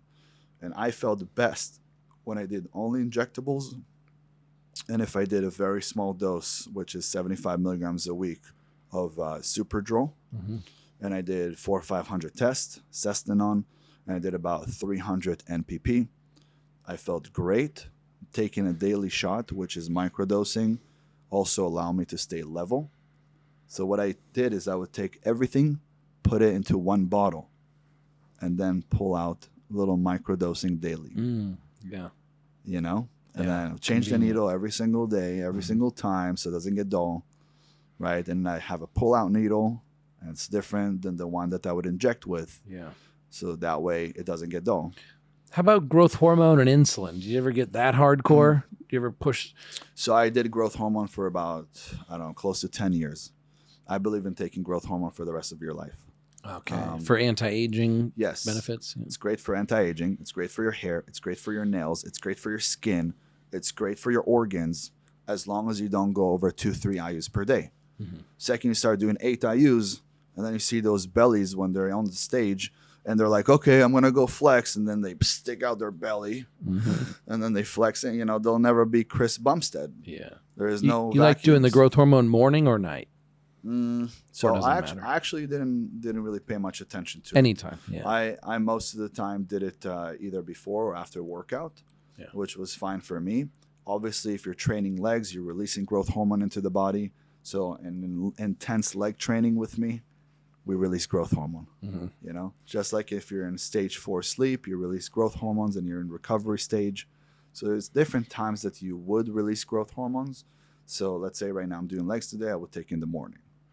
Okay. I wouldn't take it for my workout. About your training. So when you're trying to train to build muscle, like before the bodybuilding competition and you're on gear, what kind of weightlifting are you doing? Is it pretty standard? Is there something unique you do? Do you do high volume, low volume, Mike Menser, Dorian Yates style, drop sets? What? You have eccentric, concentric, and static. All of those are extremely important in every single rep, every single set. So every time that I do anything, 70% of the strength and growth comes from negatives. I do static, I hold. I do negatives. The pull, I don't really pay much attention to. Do you do this style all the time, or is this All the just for time. bodybuilding competition on steroids? Okay, so All the even right time. now, you're focusing on the negative. I mean, that's why I'm very dense. Like, anybody here could flex. I haven't trained in 6 months. I have not worked out in 6 months. I'm only What? getting back right now to training Wow, why'd you take 6 months off of training? because I was working on social media.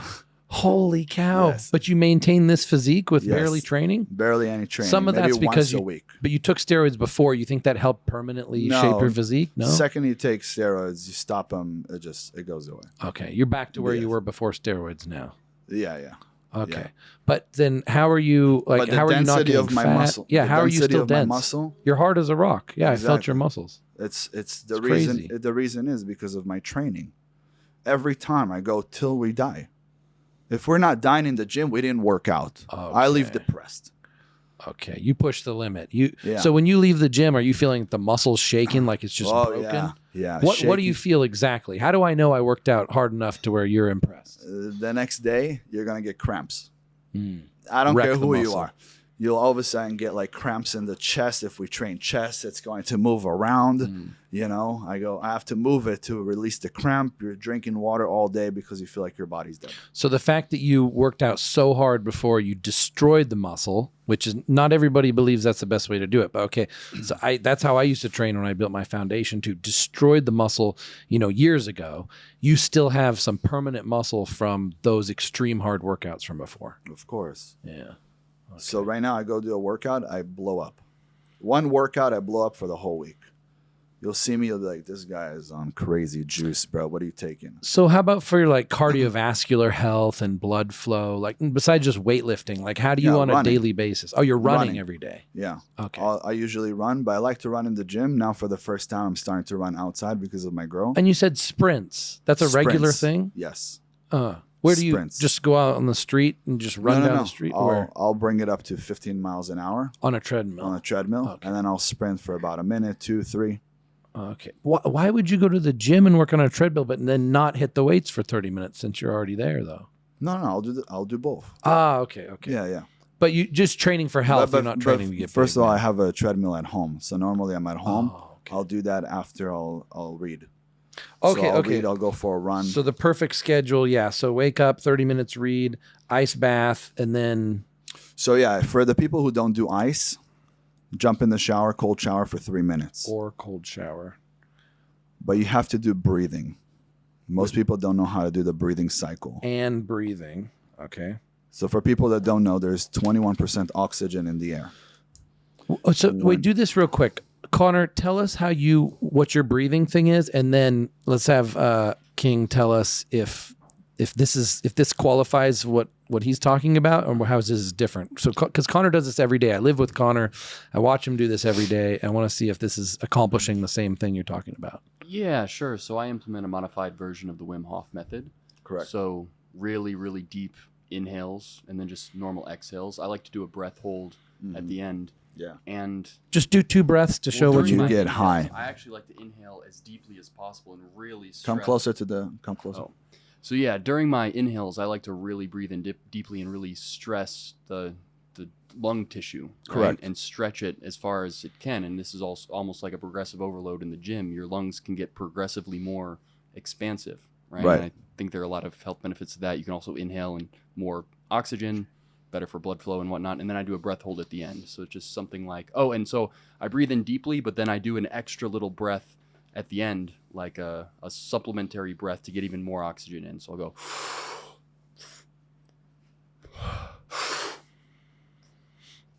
So fully expanding Correct. the lungs. And then I'll do I can do 10, 11, 12, 15 of those and do a breath hold at the end to the point where it's almost psychedelic, right? Yes. It's pretty intense. Yeah. So I do 30 to 40.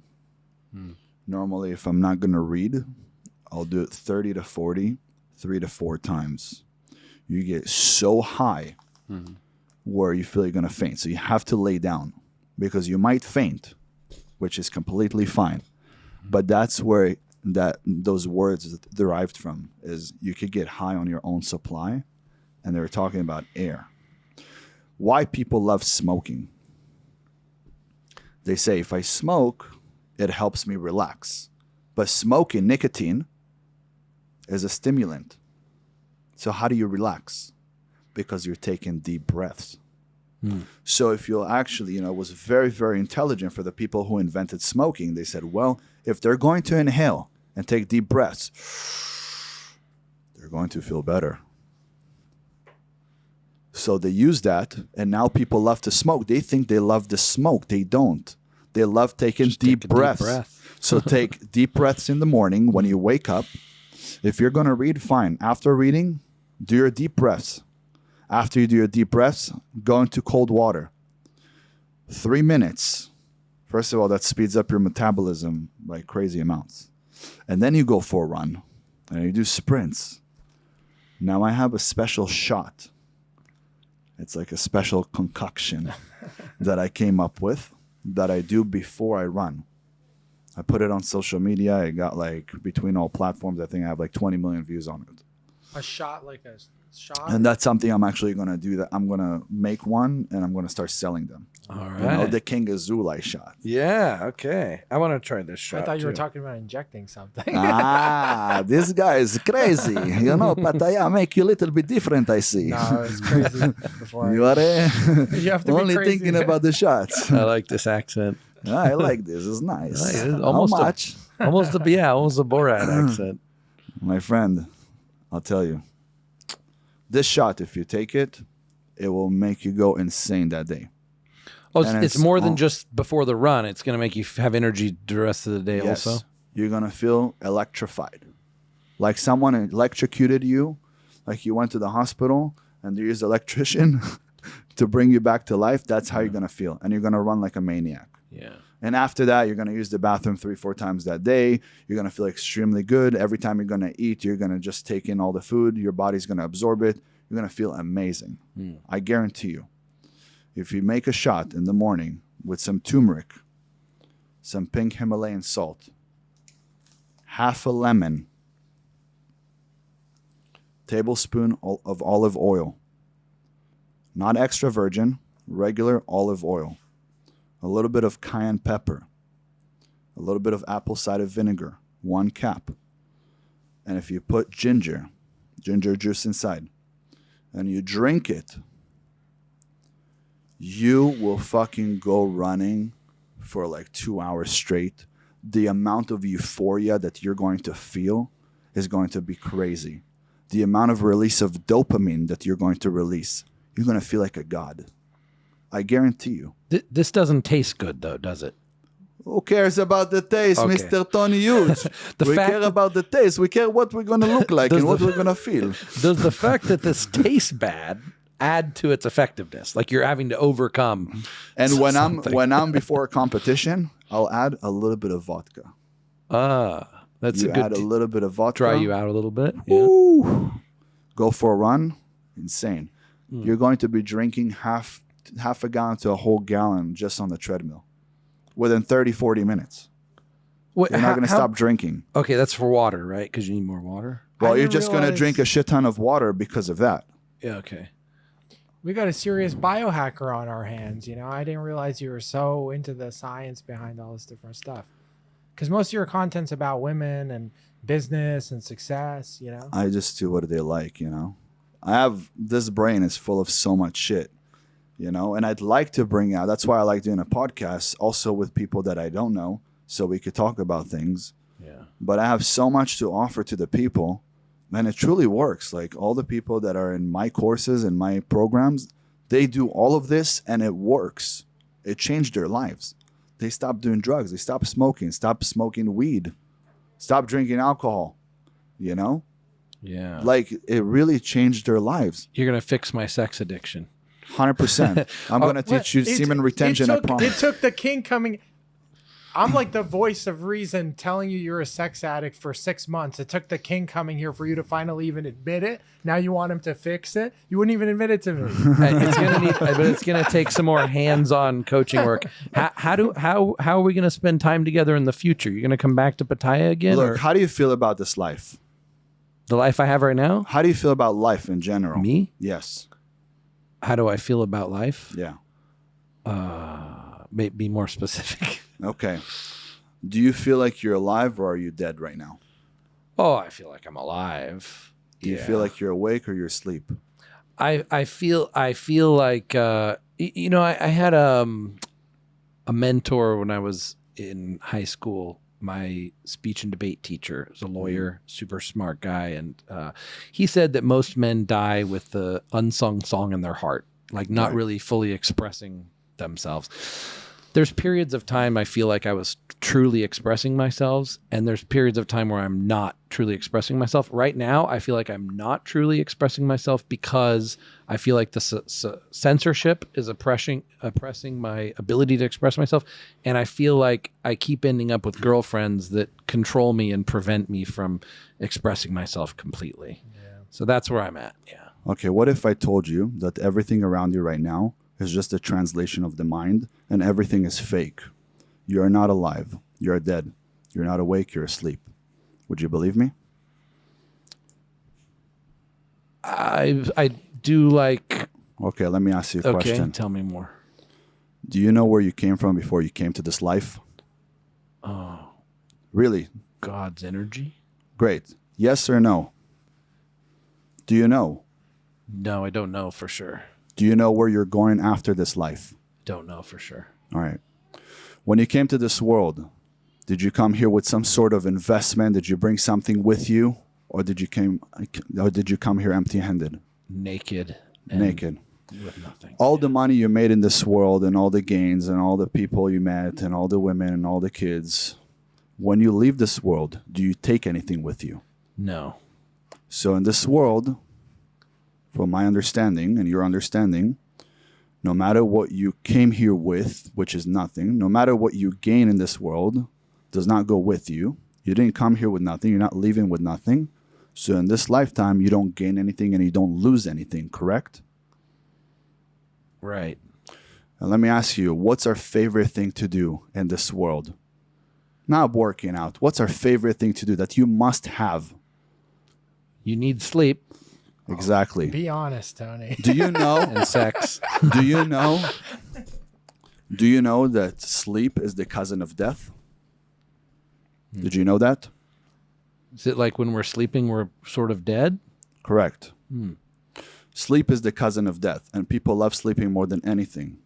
And when you go to sleep in the Jewish Bible, it says that our soul leaves the body and goes to God, and then comes back to the body, and then you wake up. But what if I told you, because the reason is that I'm going to tell you this, if you came here with nothing, you're leaving with nothing. You don't gain here anything. You don't lose anything. You don't know where you came from. You don't know where you're going. Sleep is the thing you love to do most, and it's the cousin of death. So maybe when you're going to sleep, you're waking up, and when you're waking up, you're going to sleep. Have you ever thought about that? I saw a TV show recently called Severed, where they separated work, like you're asleep when you're yeah, it's completely separated. This with this similar concept, very interesting. Yeah. So when I go to sleep, I go into a quantum realm. From there, I grab ideas, but I go into a very short sleep. If I want to grab ideas, I want to grab inventions, creations, I go to the quantum realm. I'll sit on a chair, I'll hold metal keys. When I fall asleep, I'll darken the room. When I fall asleep, the keys will fall out of my hand. I'll wake up. When I wake up, I'm in a state called theta. It's the same state that you were in from the age of 0 to the age of 7. It's the state of hypnosis. You're hallucinating. You're hypnotized. That's how Salvador Dali woke up and made these beautiful paintings that people thought he was taking psychedelics. But that's how Thomas Edison came up with the light bulb. It's because you could grab ideas from a different world. You see, there is God, who is the creator of all, and he created us. Inside of us, men, he created creativity. With creativity, we're able to create everything we did in this world. And that goes back to Think and Grow Rich, where if you take sex, love, and faith, a man could do anything. I'm sorry to the women at home, but a man made everything in this world. He built a house, he invented the car, the light bulb, the computer, the phone, the internet, everything. And he did that so he could get the best woman. But that's because the creator created inside of the man creativity and passion through sex to want to be able to create these things to get the best woman out there. So the truth is, everything right now that you see around you is the translation of the mind. I'm not here, you're not here. We're physically here, but this world doesn't even exist. So if it doesn't exist, why should you ever be upset? Because you're not going to make it out alive anyways. So you've got, using this philosophy, you don't get upset anymore. I could get upset, and you know why I like to get upset? It's the perfect energy to get me going to do For the something energy. great. Yeah. I transmute that energy of anger and I transmute it to positive energy where I create beautiful things with So it. there's no unproductive anger. It's always, if you're going to feel anger, it's because you need it for the productivity that it gives you. I work, I live, I do everything through anger. Something bad happens, I get angry. Something sad happens, I get angry. I don't get sad. I'm never sad, I'm never depressed. I'm angry. Here's a feeling that I think you and I have a lot of similarities with our energy. I have a lot of energy and I have to suppress it for modern society, for girlfriends, whatever my situation I'm in. And when I suppress the energy, I get like depressed and tired. If I let it out, it gets built more and more and I do more with it. So I find myself, especially around girlfriends, that I have to like keep my energy down and like not upset them or hold myself back. Or if I'm That's working in where- front of the computer, for example, I'm like, I can't fully express my energy when I'm sitting in a still position. I need to be moving my body and thinking at the same time. That goes back to, I used to date only girls that were Russian, Oh my only God. girls that were Ukrainian, because I thought that would fit me, because an American girl doesn't. American girl, if I yell or if I'm talking to my dad, she's like, why are you screaming? But then I came to realization that it was the biggest mistake that I made, not to be with someone that's my kind. She heard her dad yell at home. If I'm yelling, it does not bother her. Her dad yelled at home. She heard the same thing. She grew up like this. So if I yell, what does she do? Honey, are you okay? Why do you feel this way? Can I make you something? Right away, what happens? You calm down. You relax. She has the purity to control a man without saying, I'm going to control you. Snap of a finger. Boom, I feel better. But if you're with a woman who comes and she's like, why are you upset? Now I'm upset. What happens? You're with a man. Same vice versa. If she's upset and you start falling apart, she's with a woman. You need to be the rock at home. Stay strong. When she's upset, I'm not upset. I shut my aggression down. It's her time now. It's not my time. I make sure she's good. Thousands of years ago, when people lived in smaller communities, they didn't have technology to know what other cultures there were. They would, of course, end up with a wife that was their same culture, that used their same course. communication and same language and same style. But now, like, you travel around the world, you experience all these different cultures. Like, I'm in Thailand, I'm with the Thai girl, and the communication is so different. And, they might think Do I'm you upset have when any I'm not, communication vice with versa. her? Like she's Well, with, it's a spectrum. Exactly. She's with headphones every time I saw you guys together. Yeah. So it almost feels like you guys are at a podcast, right? She's at her own podcast 24/7. She's tuning you out. She's not connected to you any way, shape, or form. Yeah. With all due respect, the second someone else says hi to her and she feels like he might be better, she's leaving you. Oh, She's not shit. sticking around. Too late for that. And It already happened but you know what I'm saying? 4 times. But the reason is because they are not connected at a spiritual level. It's not deep enough. Okay, let's go to war, King. You want to go? Let's go. Let's do it. One thing I want to say about you that I respect, and I'm curious if guys out there, because I want you to have the chance to give advice to younger guys too, because I'm a little younger than you. I know you have a lot of guys that look up to you. You're a role model for guys, right? When you lean forward and you start interrogating Tony, you're a little scary. I felt a little scared, you know what I mean? And that doesn't happen very often. Do you think that that's something that guys should cultivate to be able to have that aggressive energy? Do you think that's important, or just some guys are like that? Some guys are not. I think it came from the intensity of life. I didn't grow up same way you guys grew up. Well, you don't You know how didn't we have grew up. no problem. I guarantee you it's not like me. Oh, you don't know how we grew up. Oh, I guarantee Oh, you you we really could go don't. at it. You really don't We know. could go at you it. really don't know how Elon we had a grew up. rough upbringing, but Connor and I are spoiled Wait. brats. No, but it depends. Were they tough on you or were they doing like other stuff? You know what I mean? Were they? You know what I'm saying? Like my dad, if it was time to beat me, it's fine. I get a beating. If it was time to get thrown out of the house or locked in a room and turn off the light, or if my grandpa needed to beat the shit out of me when I was 5, I mean, I got the beating. Yep. You know, and then after that, the uncle beats you. Like, this is how we grow up. But you grow up and you either let it shatter you because you feel like you're a victim, or you come out as a warrior. I'm not a fucking survivor. I'm a warrior. You think those uncles are not scared of me? They see me, they piss their pants. Think my dad is not scared of me? Pisses his pants. Why? Because I came out of it as a warrior. But when I conquered myself and I fought through it, look, you wanted to tell me really quick about your life, and there's tears that are almost falling from your eyes because you haven't dealt with the pain. You have to deal with it. It doesn't take long. But if you deal with it, I promise you, you will fucking annihilate anybody. You're a very powerful man. Inside of you, there's so much power. Because think about it this way. Before you were born, there was a man who had you and gave you the last name that you have.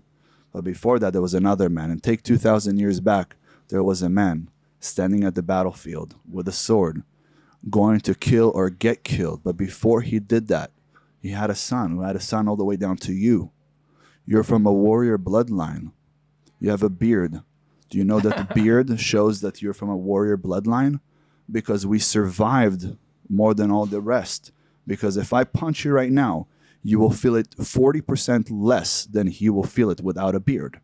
And because you have a full beard, you come from a warrior bloodline. So inside of you, you're a warrior. And it shows on the outside. Look at your tattoos. Look at your size. Look at your demeanor. Very powerful. Until what happens? You speak from a soft place. I could take you and change you completely within 8 weeks, that you'll be a fucking warrior. What do we DM? What do I DM? But fearless. But the truth is, I would work with you personally, because some people need it a little bit more intense, you know? And I come from a very good place, and from there we get more intense and slowly build you. I had guys in my team in the last program where they were molested by a father. They were molested by a mother. We pulled it out. They spoke about it in front of everybody because it got so comfortable. And we let it go. And when you let that go and you leave it behind you, remember when we started the conversation, I said, I finish things here. I don't carry them with me. So people go, how do you talk to your dad? I love my dad. Are you kidding me? If it wasn't for him being tough on me, I wouldn't be where I'm at.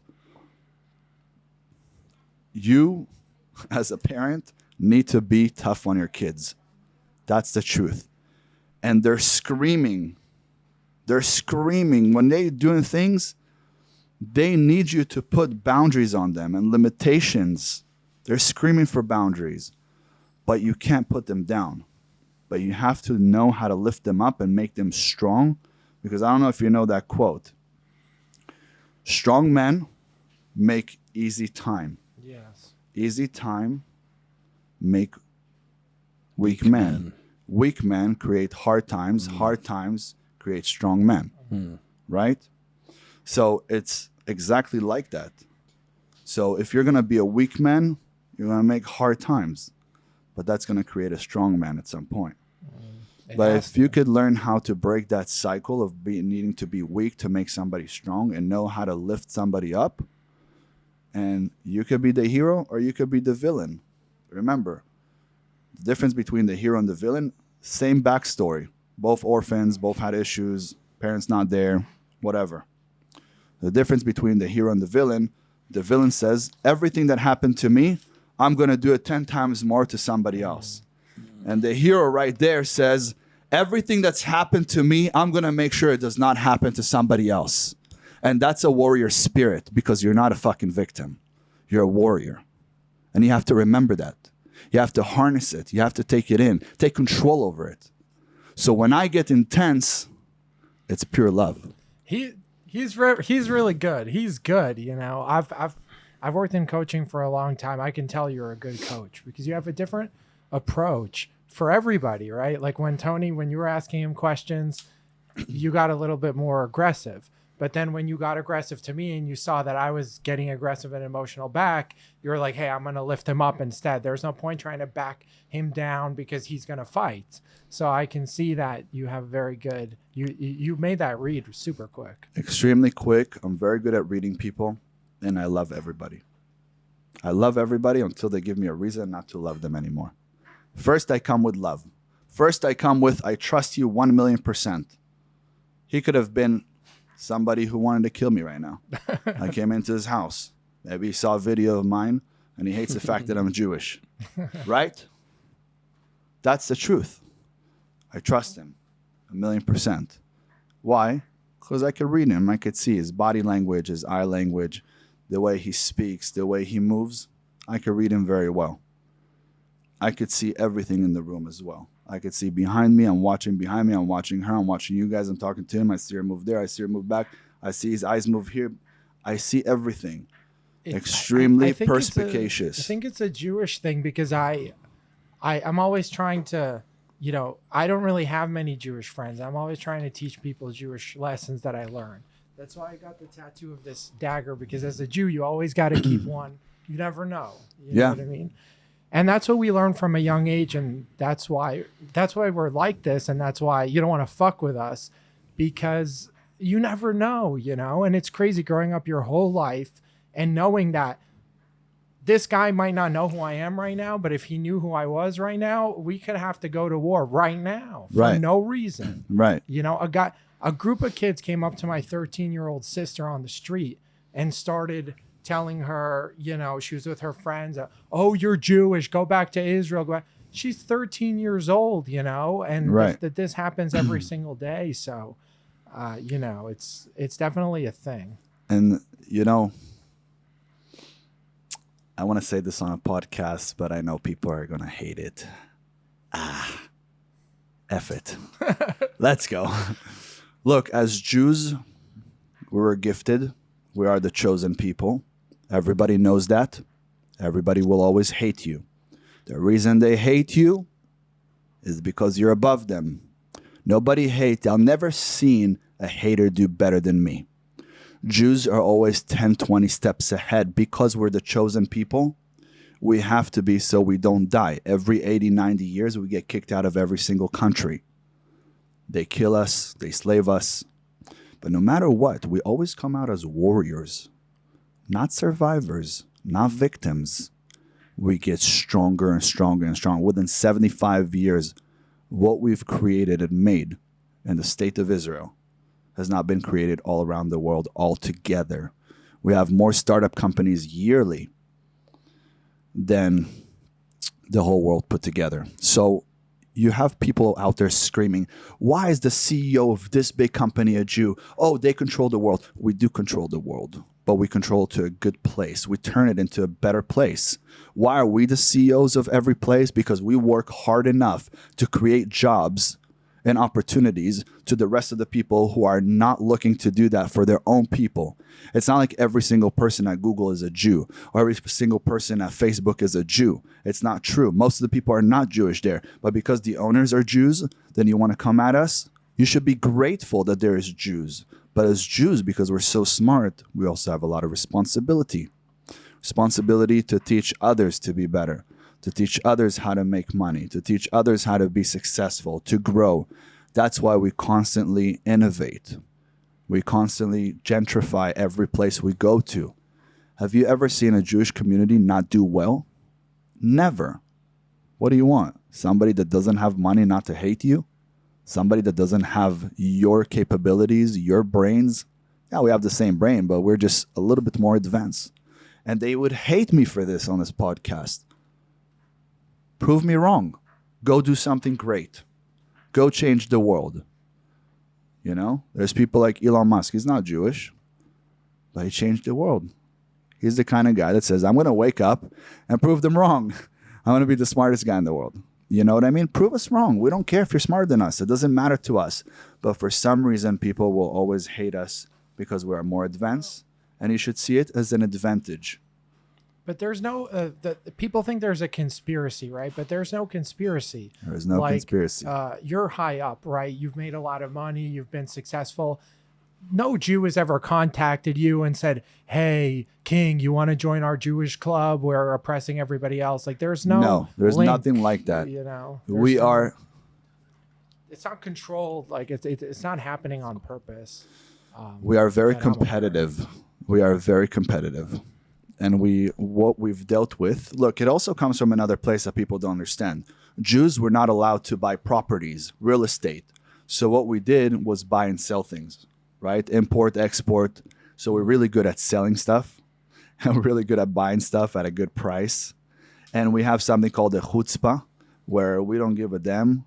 We'll still come speak to you however we want. Not exactly being extremely rude, but a little rude. If I'm coming to sell to your product and you're not going to buy it, I go, well, what's the reason you don't want to buy it? An American's going to be like, okay, have a great day. What's the reason you don't want to buy it? Is it the wife? Who wears the pants in the house? Is it you or your wife? You see, this is the problem. This is why 3 wives don't want to listen to you, because you're the wife too. You know? And we get that deep. And that's the truth. An American doesn't. Other cultures don't. Yeah. Indians do. That's why they make a lot of money. They come to the US, they make a shit ton of money. Chinese people do. They're very rude. That's why they make a lot of money. That's because, and what they do that we do, and they learned it from us, I swear to God, is if I have a business and I'm making money, there's another 5 Jews making money with me. I went to Israel and I used to work in software sales. And there's a board of software jobs in Israel. And there's 100 developer jobs. There's 100 engineer jobs. And then I click on the sales part because in New York, there's hundreds of sales software jobs. You can't even, you're in so high demand, right? Where I was working. And then you look at the sales job in Israel and the Tel Aviv board, there's no jobs. So I asked them, why is there no sales jobs on this board, but there's hundreds of other jobs? They're like, sales jobs? Every Jew here could sell something. Correct. We don't need salespeople. Very true. But- That's why they go to the US and make a shit ton of money. But okay, so I want to get into the topic that I wanted to discuss with you. Probably a lot of Jewish guys watching, people from other different cultures, interracial dating, right? My mom, my ex-girlfriend was Chinese. She literally drove her out of the country. She drove her back to Singapore. She expelled her. She put the deported on her passport. And I think that it's wrong that, I just don't understand. I understand the chosen people thing. Okay, we're great, whatever. But honestly, No, that has nothing to do with that. No, it has nothing to do with the chosen people. I'm going to be honest.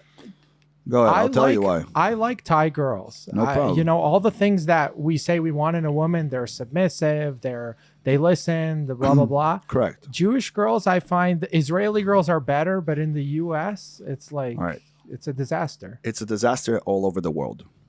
Jewish girls, Israeli girls, almost all of them are no good anymore. Modern. Too modernized. That's because that's how the world wants women to be. Here it's a little bit harder because it's more poor, right? There is a lack of money. So there is no funding here for women. They have to figure out on their own.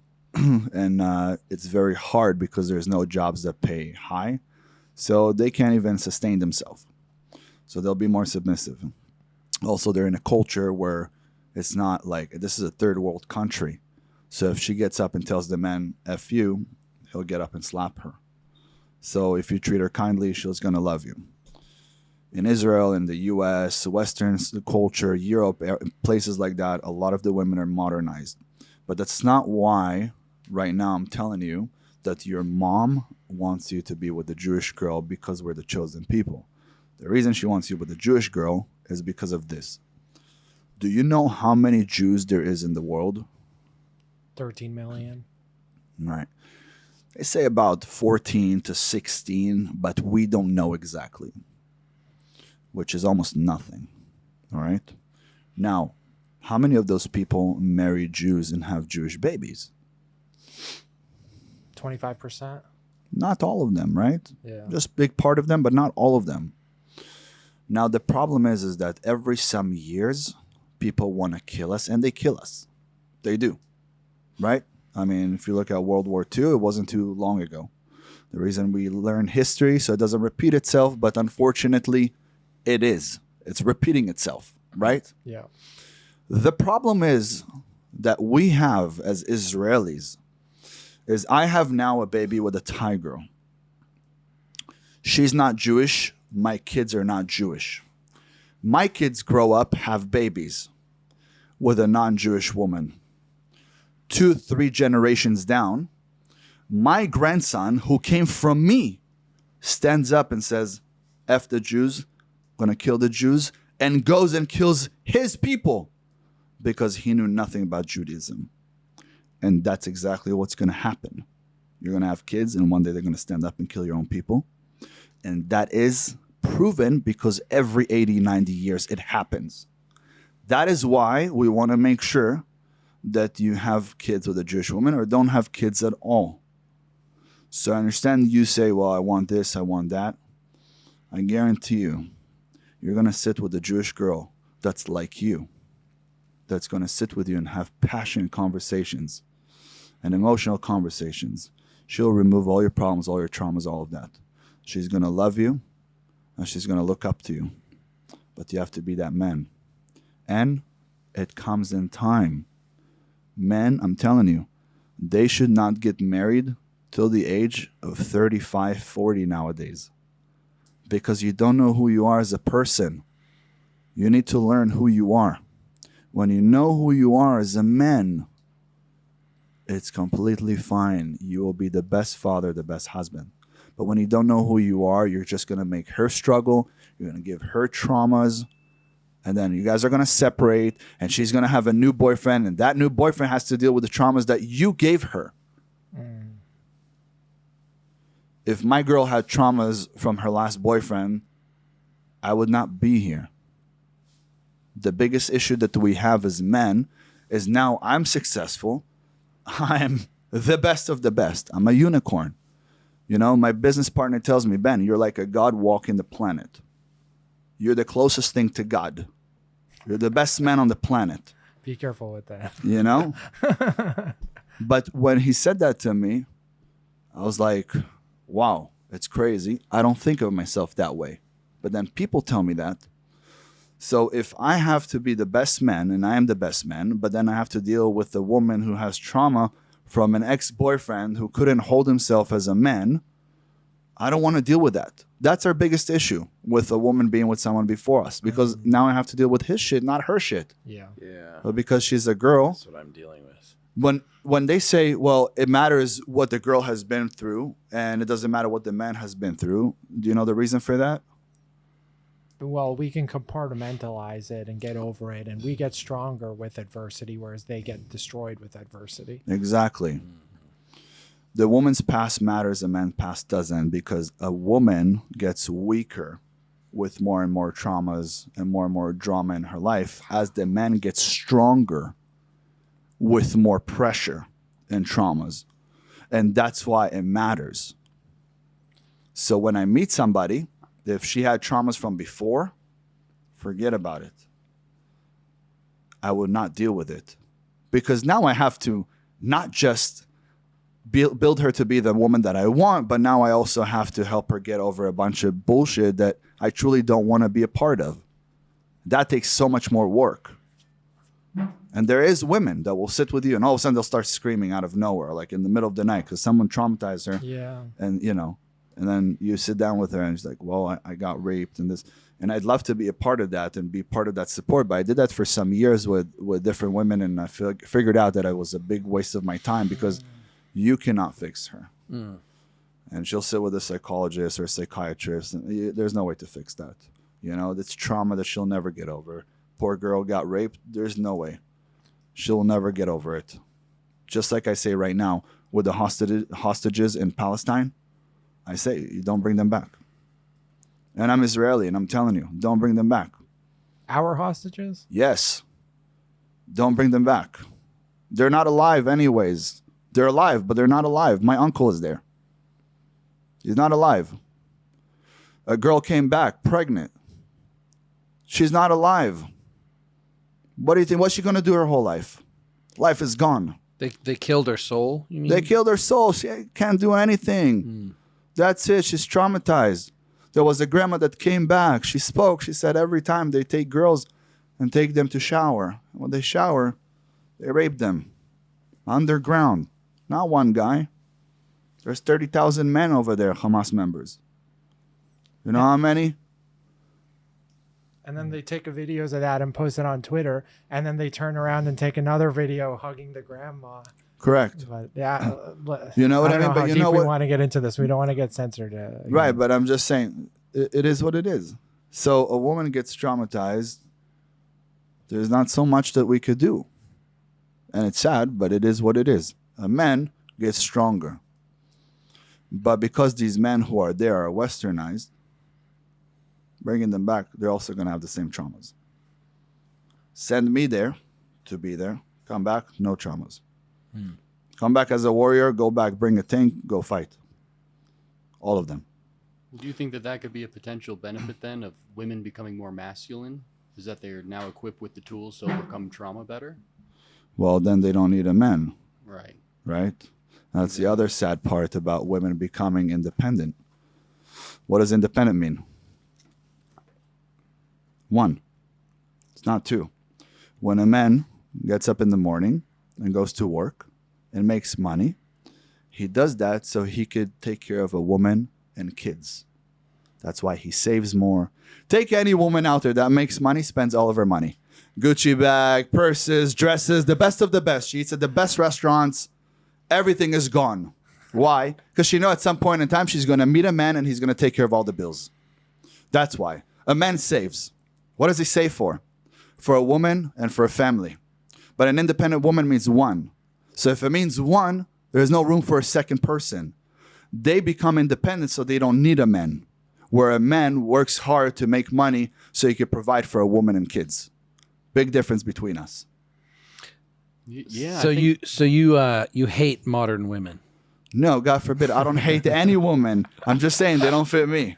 Yeah. They don't fit me. But Because it does kind of give you a scarcity complex, knowing how few every year there's less and less quality women that you can build a quality relationship with, right? Well, Do you feel you're- some scarcity? you are one of the passport boys, buddy. You heard of the passport boys? Yeah, Yeah, you guys are them. that's a good thing, right? We leave Western society and we go find feminine women other places. Correct. Which Yeah. what happens now? This is going back to his life. Polygamy. You got all these men who are these passport boys leaving the US. 98% of men, 98% of prisons are filled up with men, right? 35 million are gay. Big issue. There's more women than men. What's happening? The women are complaining that other women are taking their men, like Asian women, Latina women, Eastern European women. Now what? Now you have a society that's going to go into polygamy. Not by choice, by force. What is she going to do? Be alone for the rest of her life? And there's places in China like that. Right? If anybody knows Dongguan in China, every man has like 5 girlfriends. Must. Because there's not enough men. Okay, so we have a modern Jewish king here, King Azulai. And I know of 2 other Jewish kings in history, King David, King Solomon. They all had hundreds of wives, thousands of wives. Polygamy is something that kings have done, not just in Judaism, but all cultures around the world. So could you talk a little bit about maybe the science and the social aspect behind polygamy, and why do you choose to do that or not do that? Well, you know I'm not polygamous, right? I'm monogamous. And I'm a little bit different because I'm loyal. It's like a different loyal value that I have and integrity. But back in the day, when King Solomon and King David, when they lived, we didn't have the Bible yet, the Torah. When we got the Torah, things changed. But also in Israel, you're allowed to get married to more than one woman. A woman, if she's married, unless she gets divorced, she cannot marry another man. Now, this is where it breaks down to society and the economy. Monogamy came from the economy. As it got more expensive to take care of a family and a woman, people became monogamous. Before that, it was easier to take care of a woman. The more expensive it got, the more people went to monogamy. Now, the reason is because if in every Bible that you look, even the people who believe, Muslims and the Quran, if you have 4 wives, each one have to get the same gifts. So if you gave her a Mercedes, she's got to get the same value of gift. So 30,000 here, 30,000 there, 30,000, 30,000. That's why I say monogamy came from the economy. It's different. It's not the same. But men were meant to be and created to be with more than one woman. You take 1,000 women, put them on an island with one man, you will start a whole new civilization. You take 1,000 men and one woman, the generation will die. Everybody's going to die, right? Because what are you going to do? She gets pregnant. Now it's time, it takes more time and more. It's just not going to happen. So everybody's going to die. Now, think about the fact that the woman, her cycle to give birth, is once a month, right? She goes into her cycle, she gets one egg, and that one egg is viable to carry a seed. On the other hand, you have a man that every time he ejaculates 200 million sperm cells. So if each and every sperm cell was viable, you could impregnate within 20 ejaculation all the women in the world, which is 4 billion women. Now, if I give you one woman to have sex with 5 times per day, you will not go 5 times a day. If I give you different women, I guarantee you'll be able to. If they're all good looking and you're attracted to all of them, you'll be able to not 5 times that day. And the reason is, again, because we're not meant to be with one woman. It does not mean that you have to go and be with multiple women. But I say one thing. If you do want to do that, do us all a favor. Don't cheat. Be a man. Say, I want to have 5 wives. I want to have 5 girlfriends. Fine. They accept it. You're good. If you're cheating, you're not a man. That's why I don't do business with a man who cheats on his wife. Because if he cheats on his wife, he's going to cheat on me. Who am I? Nobody. He sleeps with her at night. She cooks him food. She makes him dinner. She hugs him. Cheats on her. Why wouldn't he cheat on me? Learned that from the first business partner I had. Cheated on his wife daily. Cheated on me when time came. So never do business with a man who cheats on his wife. Because that just shows his values and his integrity. Make sense? Do you have the same distinction, a wife versus girlfriends? If it's not that, for my family, once you're married, like my mom said, if you marry the girl, I will accept her, even if she's not Jewish. But before you guys are married, I'm going to send you a new Jewish girl every week, that you can possibly date because you guys are not married. So it's, I made a video like that not too long ago. I said, when you meet that woman that you truly want to be that princess and one day be the queen, you have to ghost your mother, especially as a Jewish man. You have to ghost your mother. You have to move away from her so you'll be able to be enough time with your woman, not get distracted, know if she's the one or not the one. And if she is the one, she's going to step up to being the queen because you're going to marry her. And your mom has to step down from the throne. So you're She ghosting lived your mom her right now? life. I ghosted my mom right now for 3 months. Correct. Because every woman is not good enough for me. Your poor Jewish mother. I ghosted my mom. I moved away. I spent time with my lady. Realized this princess is my queen. My mom finally stepped down from the throne. But when you ghost your parents or anybody, you leave for a little while. You come back stronger, better, more successful, more educated, smarter. People then look up to you. When they know you, they're too close to you, they will not respect you the same way. That's where you go into 48 Laws of Power by Robert Greene. Read that book. 48 Laws of Power.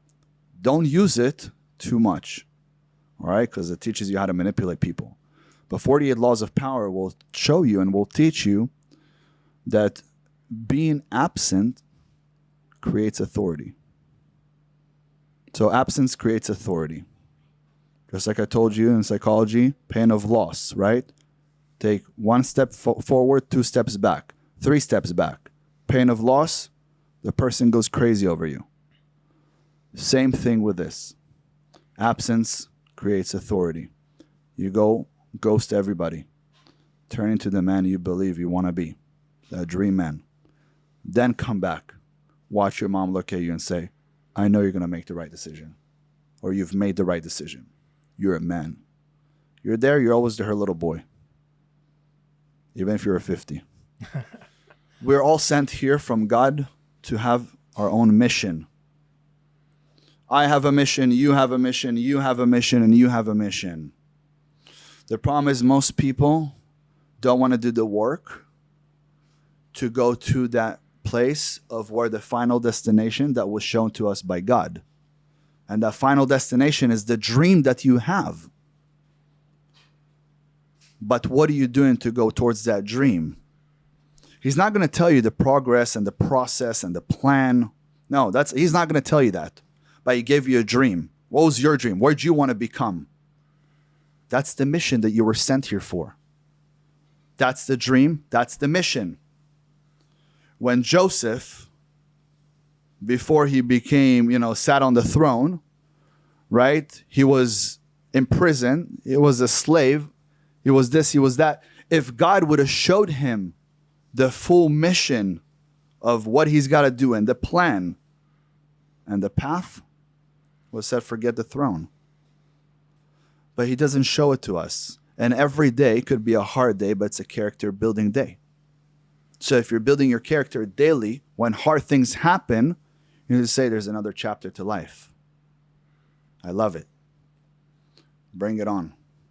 I need it. It makes me stronger. It makes you stronger. It makes you better. Guess what? You'll get to your goal, your dream. But you need, in order to be there and to be good at it as well. If you want to be a king, you want to be a good king. How are you going to be a good king if I just gave you a crown and a throne? You need to go through the stress, through the wars, through the pressure to become a good king, to have good ways of looking at things and really analyzing them as a good king and having good judgment. You won't have that if I just give it to you. I give you $1 billion. What are you going to do with it? You know nothing, you will lose it all. Mm-hmm. So when you're 43, let's say 10 years from now, what do you see as your perfect life? Because it's going to change as you evolve, and your preferences are going to evolve and all that. But, let's say you have practically unlimited money at that point. You still have your physical shape and everything, but what does your life look like? Where do you live? We went over your monogamous relationship. So you're married with your wife and you have children at that point, I think. But where do you live? What's your lifestyle like? And what are you doing? I mean, big house. It's a good thing you asked, because I have a 1 year, 5 year, and 10-year plan. I always do. Like we talked about the RAS in the brain. I always have that plan so I could hit it. It's a target for me. Now, the people that don't have it, they go, well, I want in the next 5 years to be like this and like that. Well, did you change anything from the last 5 years? Because if you didn't, look at your last 5 years, that's how the next 5 years are going to look. Mm-hmm. So if you want to know what your next 5 years will look like, look at the last 5 years. And if you're happy about it, good, continue. If you're not happy, you got to change something. Correct? Mm-hmm. Yeah. So if I have a plan 10 years from now, I say, okay, in 10 years, my goal is to change the world. But I'm going to be in the next 3 years the #1 most high-paid actor. I'm going to become the superstar that Hollywood has never seen. I'm going to be the most successful at every single thing that I do, and I'm going to change more lives than anyone ever before. And I'm going to take my money and I'm going to use it to open up an orphanage and many orphanages. That way I could take kids and then teach them my ways and make strong kids. So I'd like to have thousands of kids under me where I could coach them my ways, my teaching, and they'll look at me as a father. And the best word in the world that you're going to hear is dad, as a man. It's like, dad. Imagine you hear that from thousands of kids and you teach them your ways. And then you grow such amazing, strong men who help really protect, serve, and change the world. Mm. And then 10 years down the line, I also see myself married to the lady here that's with me at the moment. I see us having 3 kids. I do want 6, but it is what it is. Sometimes it's hard on the body having 6 kids, 1 woman, and I'm the kind of person that's going to be with 1 person, not 2. So if it's going to be 3, it's fine. If it's going to be 4, it's fine. If it's going to be 2, it is what it is. But at the end of the day, you also have to think about other people. It's not just you, right? It's like it's funny, but there was this movie with Jared Butler, and he was talking to her over the TV when she called in, and he was talking about orgasms. And she's like, well, yeah, he gets an orgasm, but I don't. And sometimes we don't get along because he can't get an orgasm. And he's like, yeah, but you have to understand, sometimes you got to fake it. She's like, I'm not going to fake it. Why would I fake it? And he's like, well, you're not the only one in the room, right?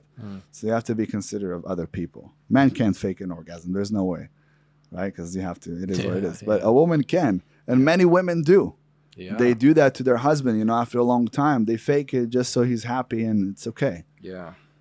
But I keep forgetting to tell girls, please don't fake orgasms with me because it's really annoying and I can tell when it's fake. You know? Of But course. you have to tell them ahead of time because you can't, if you tell them in the moment, don't fake the orgasm, it's like, I don't know, it kills their buzz. right. I've never had somebody fake it, but I'm sure that I would recognize it if they did. I'm very passionate, so I don't really. Yeah, I mean, go- I've never had anyone fake it either. But yeah, but you have to be with somebody for long enough, right? For like years in order for them to have to fake it. But usually it doesn't happen with like newlyweds and stuff like that. But if someone was with you for like 20 years, I don't know. My mom said, well, I had to fake it before, you know? I mean, some really experienced girls jump in and start faking it right off the bat because they think that that's what you want. They just exaggerating it. to Oh, make yeah, it- yeah. it's That's like, when they're just like screaming and you're like, dude, get off yeah, of me. like, yeah. What do you think It's about horrible. the red pill point that like you shouldn't even care if the woman had an orgasm or not? Like it should. That's Oh yeah, horrible. everybody's responsible for their own orgasm. That's my saying. But okay, That's horrible. King disagrees. That's horrible. We're responsible for the woman's Yeah. orgasm. You're horrible, Tony. You're really horrible. That's a lot of responsibility. I have a question. If you When have 5 girlfriends, that's a lot of responsibility. I have a question. So she was with us at breakfast, lunch, whatever, and I saw she pulled out her wallet, right? Well, she pulled out my wallet. Okay, it was your wallet, right? Yeah. I'm like, okay, so you're not paying for her food, and now you're not responsible for orgasm. So what are you doing? No, I don't King, like if to you touch think these money. women pay for anything, Okay, good, you're good. You're the opposite. Of Good. Talk. But the problem is they go the other way. Tony's so generous that they steal from him. Horrible. That's Yeah, the that's when they have to problem. leave. Empty-handed. Naked too. That way they don't take anything with them. They even try. One of them even tried to steal from me because they steal from him, and they think if I could steal from him, maybe I could steal from Elon. One of them recruited my girlfriend to steal for her. Really? Yeah, it's wild. Did your girlfriend steal? Well, she didn't know she was stealing. She thought that this was just like Normal. This is how you get money out of foreigners. Yeah. So this is for a me, Thailand thing, though. This is not like this is in yeah, America. that sounds crazy to me, Yeah. but it is what it is. Like I said, you guys don't have true connection. That's The not, connection. I mean, no, in some cases, I think that people can have a good interracial relationship. That you need to have good judgment. You know what I mean? We're all human beings. You need to pick a girl who has intelligence, who has good judgment. You need to look at her character. The type of girl who could convert to be Jewish. You know, at the end of the day, I'm white. If a lot of women along the line hadn't converted, I wouldn't have white skin. I would look like brown. You know. So Did you ever get your DNAs checked no. to see if you're Jewish you? or not? Did you get your DNA check? Yeah. Oh, cool. So let me tell you something. All the Jewish people have the same DNA. If you're not Jewish because someone converted, you would know. No, Go because check it. Ashkenazi is a unique genome because 1,000 years ago, they all started intermarrying. It became a unique genome. But an Ashkenazi Jew is a genome that was created because of the mix of European Jews and the original Jews. that Yeah, came but from it took Judea. an European man to mix with a woman from Morocco, let's say, right? And had babies. And then they did that again, and again. And that's how we got you. No, a Jewish man came from Judea after the Second Temple fell. They expelled the Jews Right. after the Bar Kokhba revolt. Moved to through the Roman Empire. They moved to Italy. Right. In Italy, they took Italian wives, converted them. Then those people moved from Italy to Germany. They moved from Germany to Poland. My dad's side from Poland, my mom's side from Moldova. Somewhere along the line, those Jewish guys from Judea who didn't look like me married white women. But then when they got to Poland or other areas, they were segregated off and they started only intermarrying with each other for 1,000 years. And it became a unique genome.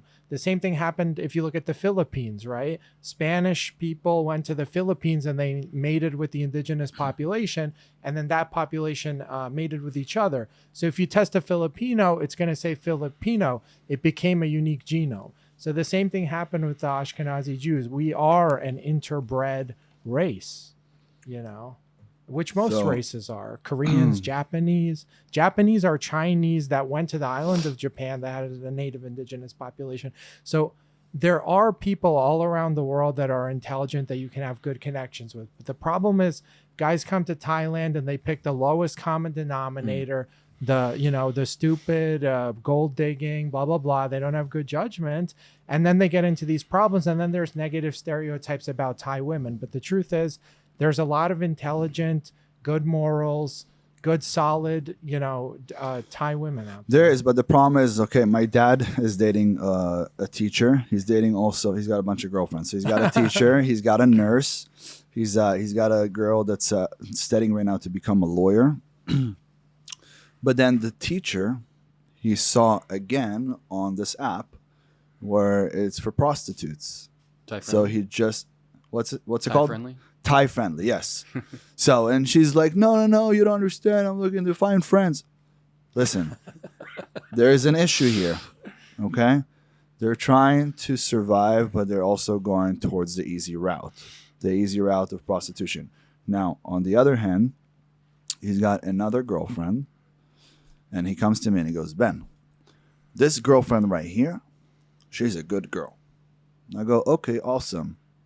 He said it. I didn't say anything. He goes, she works in the massage places. And I made my brother start laughing, like, come on, are you serious? He goes, no, she's not a prostitute. She works at the massage places. The truth is, if she works there, she's touching men. If somebody's going to offer her more money, why is she with my dad? She's 23 years old. My dad is 65, 63, whatever. Why is she with my dad? Money. If somebody's offering her more money, what is she going to do? Say no? She doesn't love my dad. That's what I'm saying. You In a gotta lot have of these common cultures, sense. money I mean, is you gotta love, have though. common But I sense. think it's because it's in Pattaya. So now he started bringing women from like 8 hours away from Yes. here. Oh, yeah. Yeah, he went to Bangkok last night. He stayed there with this girl. But again, if you think about it, she doesn't know him. She's in her 20s. He's in his 60s. Why would she go meet him at a hotel in Bangkok? Prostitute, You gotta have common sense. I mean, this is a common sense, right? The common sense is, it is what it is. Yeah, but the common She's sense not a good is woman. Yeah, she's not. But I just hate this. Passport. I'm not bros. saying that your woman is a bad woman. No, I I'm know not that. saying that. But There's I'm saying, a lot of good women here. But there's right? this passport, bro. It's like just because I came to Thailand 6 years ago to study abroad, and I love Thailand. There were no passport bros back then. Right. There was an unheard of concept. I live here because I like it here. Thailand, I don't live in Pattaya, I live in Bangkok. I'm from New York. Bangkok is a million times better than New York. I have a better apartment for less money. The women are better quality than the women in New York. 100%. The life is better. It's easier to network. It's easier to get around. The food is better. The transportation, the train is better. There's less homeless people. Not every guy who lives in Thailand came here because they were a loser that couldn't get girls in the US. That's a horrible stigma that I see online pushed. And not every Thai girl who dates a Western guy is a prostitute that wants money. I've met a lot of educated, intelligent lawyers, good girls here. And I don't like the stigma, and then, people like in Tony's situation perpetuate the stigma because they have a bunch of stupid, no offense. All right, so King, I've been circumcised, right? It wasn't my choice. My parents chose for me. Yeah. I always thought it was a great thing because it's easier to keep the penis clean, and I think it looks good how it is. But Right. there's a trending movement against circumcision. Like, Really? yeah, it's almost like, how with the transgender stuff, they're saying, oh, it's evil that a parent would allow a child to change their gender at age 10, for example, right? They're Right. saying the same thing, like it would be evil to take a boy's foreskin before they have the choice They themselves. consider it genital mutilation. Yeah, genital mutilation. But you Wow. guys, but you're Jewish. Wow, this is new. So which side are you on now? Okay. Well, Circumcised or not if circumcised? I was able to think for myself back when I was 8 days old, when we had the circumcision, when I got circumcised, I would say do it. I don't know if you guys understand, but if the people at home don't understand, it's much more sterile. It's much more cleaner. it's better, because anytime a man urinates or anything comes out, it is what it is. It will still leak a little bit even after you use the bathroom, right? And when you urine and it's closed, you get infection because it's not clean. But when it's open, it will touch pretty much your underwears, right? So it's cleaner. Not to forget to mention that it looks much better, right? It doesn't look like a hot dog that was not wrapped at the other part of, the other edge. And at the end of the day, it is what it is. It's a tradition that we have as Jews, and we have that for a reason, and it's health reason. And a lot of men actually went and did it themselves at the age of 24, 25, 26, that their kids didn't do it. This came from Judaism. Then, man, this is a whole new topic. Well, I if I could choose, maybe I'd say remove half the foreskin. So I had all mine removed, but maybe half. Then do you get the benefits of both? You're more sensitive, like maybe the skin covers the bottom of the head, but you still can be cleaner. Well, that's why you shouldn't have sex 3 times a day.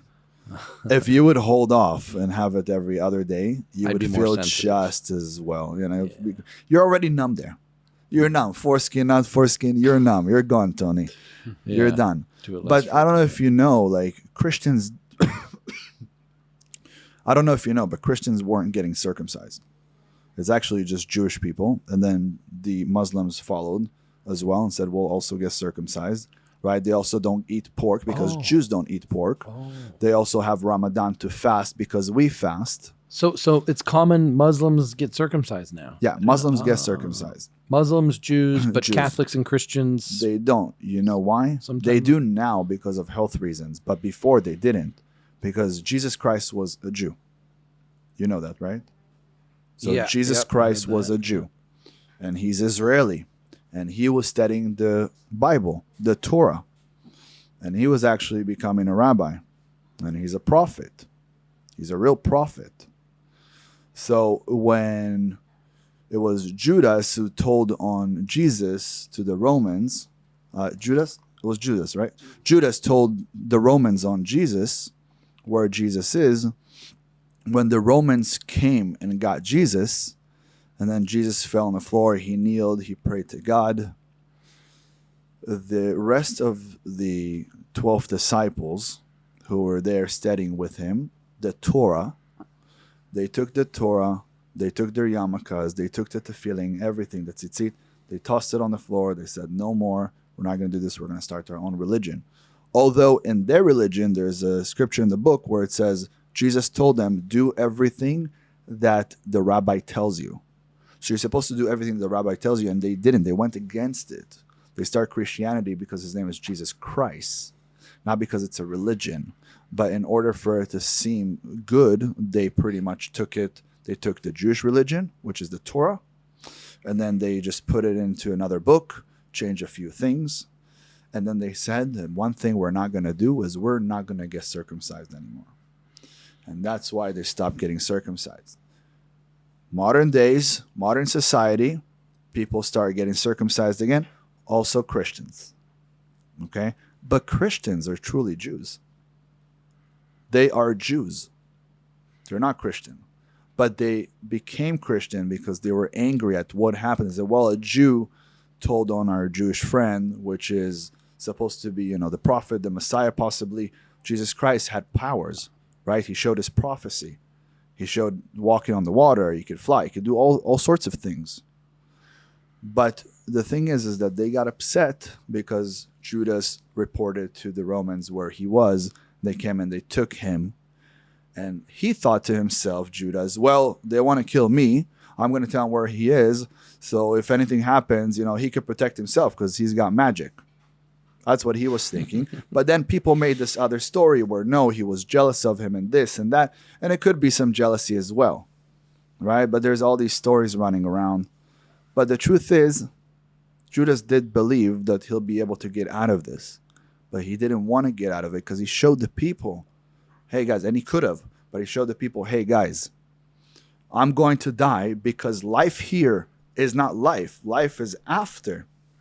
But I'm going to show you guys that I'm going to die for all of your sins and how good of a man I am. and a child of God. But they took it and they turned it around, and then they stopped getting circumcised. But now they're getting circumcised as well.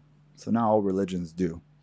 But now to say people shouldn't get circumcised, okay. If you don't want to circumcise your child, that's fine. You have a child, do with him whatever you want, right? I mean, it goes back to the topic. The kid could do the circumcision later too, I suppose. There's not much he difference. My buddy, he's Armenian. He did it later. He did it at the age of 26. But for like a month straight, anytime he was walking, he was like, like what? It's like, Some dude, it's so recovery sensitive, you know? Yeah. He's not used to it. All right. Next question. How to fall asleep fast. So you said it's better to sleep efficiently, have higher quality sleep, but doesn't need to be a long duration of sleep if it's high quality. Correct. So we don't want to waste time trying to fall asleep for 1 hour. We want to like lay down and fall asleep, right? So what are the tips and tricks to do that? And also, what are you thinking before you go to sleep? What are your last thoughts in your head? So when I go to sleep, I try to empty my mind. But the last thing I think about, usually I try to remember it when I wake up. And if I could remember it, that's how you have like vivid dreams and, you know, dreams that you could actually control. And I control my dreams. When I go to sleep, I go to work. That's where I bring inventions, creations, all that stuff. I get very innovative in my dreams. But if I sleep at 8 p.m. and I wake up automatically at 2, 3 in the morning, or 9 p.m. and I wake up automatically, by 2 p.m. I'm going to be dead tired.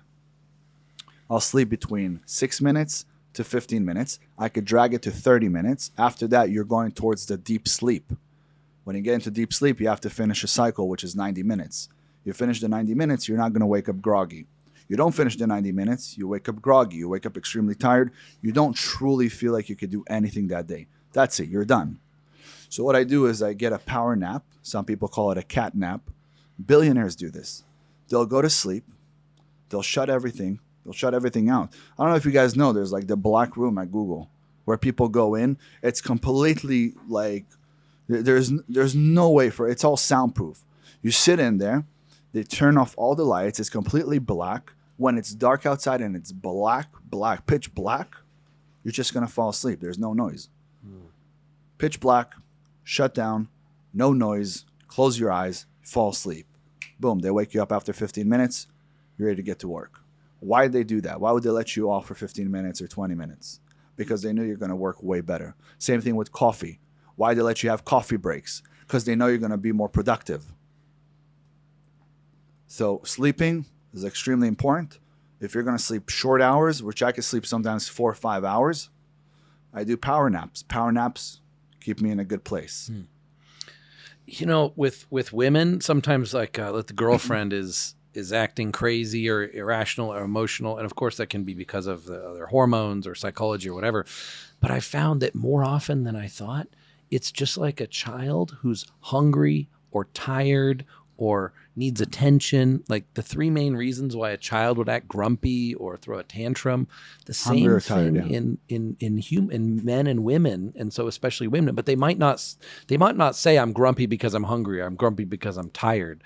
But like taking a nap during the daytime, sometimes that's what someone who seems like they're emotionally unstable or making bad decisions or not being logical is just they needed a nap. Yeah, it's very true.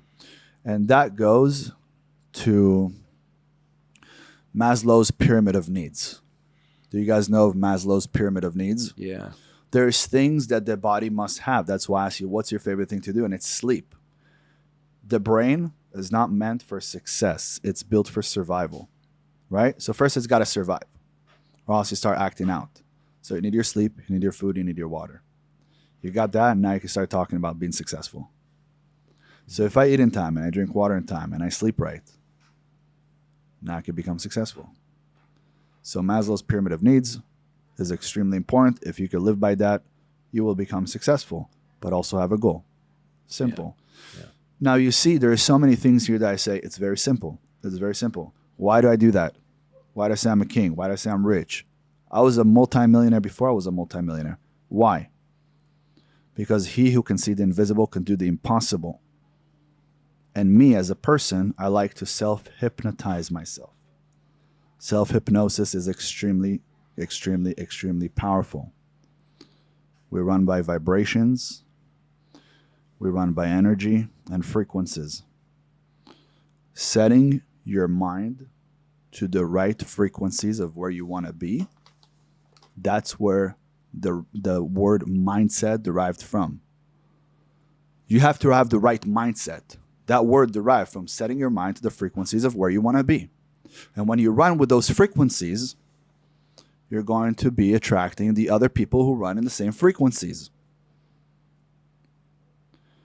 There is the power, the law of attraction, right? Law of attraction, that's a secondary law. The first law is the law of vibrations. Everything around us is moving at all times. If you understand that, you understand that energy, vibrations, and frequencies are the most important thing.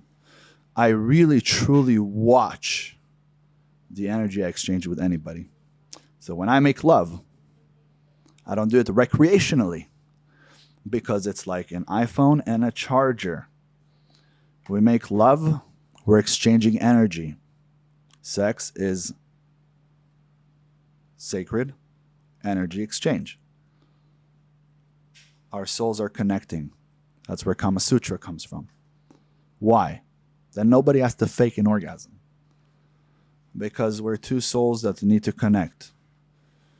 And the people that don't connect, that's how you have a woman with a body count of 100 men at the age of 25.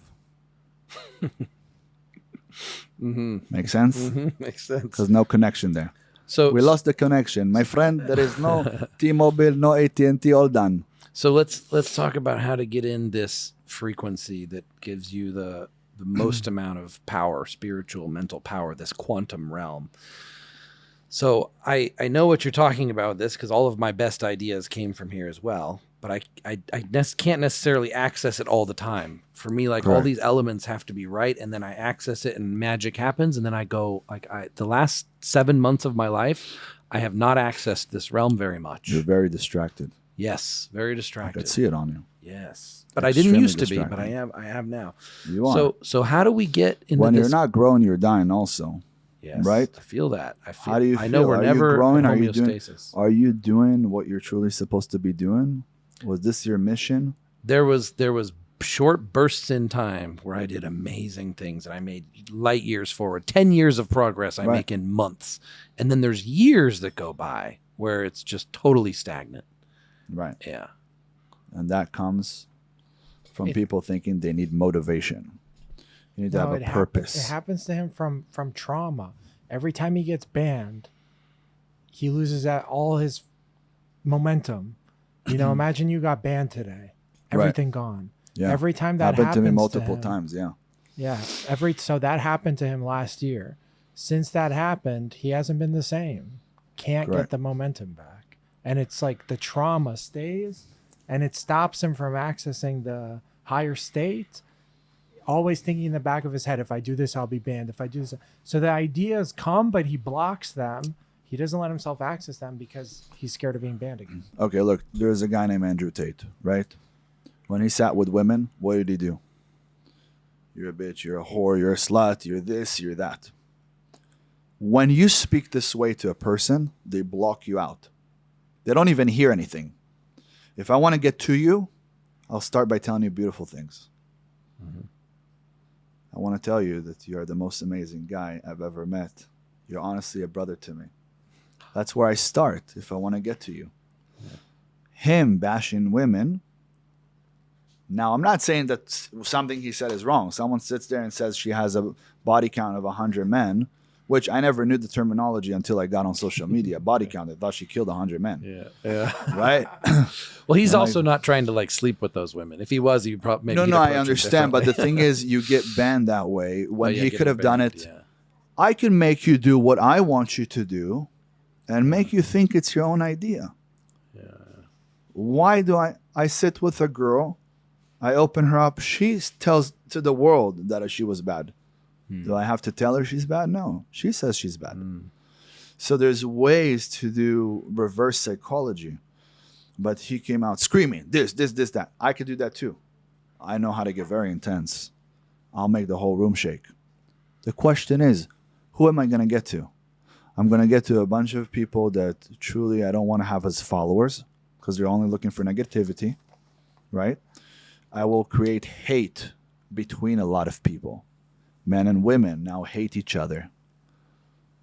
And then who even knew the word misogynistic until that happened?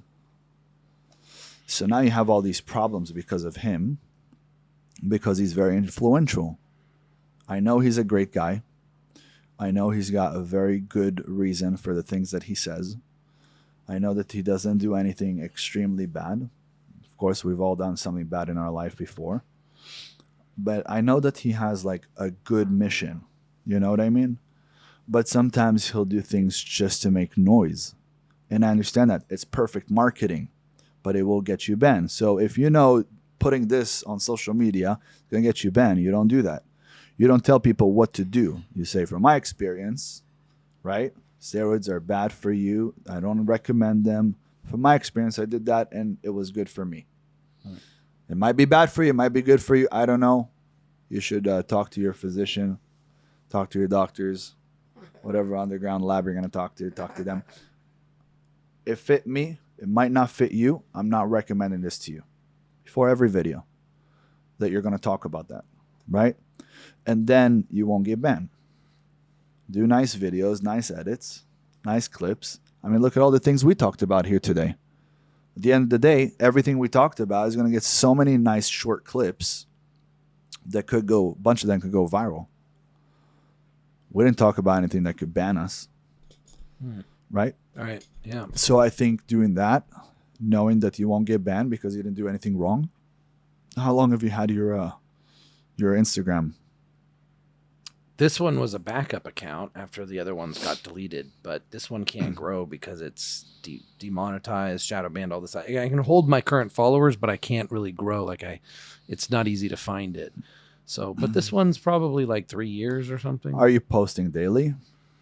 On the story, not on the No. board, not on the, yeah. Okay. How are people Backed going to off. find you if you're not Yeah. not posting daily? So that's the truth. You have to Yeah, have more yeah. podcasts like this. You have to have more videos of explaining to people about different things. Always Yeah, make yeah. sure to say, I don't recommend it. I'm not telling you to go do this. Yeah. Right? And you're just telling from personal experience of yours and personal experience from friends. And that's how you don't get banned. But you have to push out a video every day. After 3 months, you go to 2 videos per day. After 3 months, you go up to 3 videos per day. And after a year, go up to 4 videos per day. And you will explode all over the internet. If you have 2,000, 2,500 videos in the internet, at some point in time, they're going to rise to the point that everybody's going to watch it. Yeah. He knows that, and we know that, and we've done that. But the problem, and why I think he really needs your advice, is because you see he's distracted. He's traumatized. That's why from the Fearless. band. That's why Fearless, the program, was such a good program for many people. Because when you run through the program, you learn to truly have no fear. Goes back to, if I can make you fearless, I can make you limitless. I can make you do things that you never thought about doing. Why? Because out of fear, if I do this, this might happen. And because of this, this might happen. And thanks to the fact that you're worried about what might happen, you let nothing happen. And that's where you fail. You give up on life. Do you think Genghis Khan would have stopped? Do you think Julius Caesar? Did Hitler stop until he died? Nobody stopped. That's the truth. Channel your inner Hitler, Tony. Yeah, like- need more. I'm not Try to saying kill me that and what King. they did was right. I'm saying, but channel the energy. Don't waste the energy. Channel it and use it towards good things. Back in the day, we used to conquer kingdoms. We used to conquer countries and cities. Nowadays, as a man, only thing you could do is financially become the most successful, the richest person in the world. And that's how you dominate in the game of conquering. It's different nowadays. But that's the game. Play it. Don't forget, you're not alive right now. This is all a dream. Have no fear. You're not going to make it out alive anyways. Every day is the same. But do something that keeps you going. Yeah, it's tough. I think now that mitigating your fear is definitely an advantageous perspective. But the problem is if he becomes too fearless, then he injects someone with steroids on camera. No, Then I have to of course be he gets banned, calculated. He would inject himself with steroids on an airplane. But listen, I was fearless at one point. yeah, you got to keep that fearless mindset, but also be calculated, right? So I used to have a buddy who used to take on the plane with him like knives and guns and somehow get it on the plane and then send me like videos. I got a gun on me, I'm on the plane. I'm like, you're a fucking idiot. Yeah. Right? That's a But the dangerous guy thing. he needs adrenaline. Yeah. The guy's dead now. Understand that. Oh, jeez. But the guy needed adrenaline, so he always did stupid stuff. Yeah. Okay, so entering the quantum realm, like the distractions, the purpose. So the last thing you said was purpose, Mm-hmm. and so there's a mindset that goes into it, and an environment that is Of course. conducive to it. So what are the elements you think to get to the quantum realm? And then also this quantum realm is it's like God speaking to you, right? There's some voice in your head that's giving you ideas or some mental clarity. And how related do you think that is to God or some form of God? It's all God. It is all God. But when I go into the quantum realm, I go to sleep. And that's where I learn how to control my sleep. So if you think about whatever you thought about right before you went to bed, you wake up and you could remember that, you start working on your sleep. Okay. Then when I'm asleep, I'll start telling myself this is a dream. Oh, this is a dream. Great. What do I want to be here? I want to be a superhero. Let's try to fly. Start to control my dreams. When I start controlling my dreams, then right before I go to sleep to nap in the middle of the day to go to the quantum realm, like I said, I'll sit on a chair. I'll have either metal balls or I'm going to have like metal keys. Sometimes if I think it's not going to make much noise, I'll put a metal plate, like those metal trays for baking, right under me. When I fall asleep, it falls. When it falls out of my hands, I wake up. In Judaism, they say that when you sleep, your spirit leaves the body. The soul leaves the body, right? And then it comes right back when you wake up. So I leave and I go to the quantum realm and I come back. And when I come back, I'm in theta. And the state theta is hypnosis. So when you're in hypnosis, you're hallucinating and you can come up with ideas. That's when you start thinking, what am I going to make? What am I going to create? Yeah.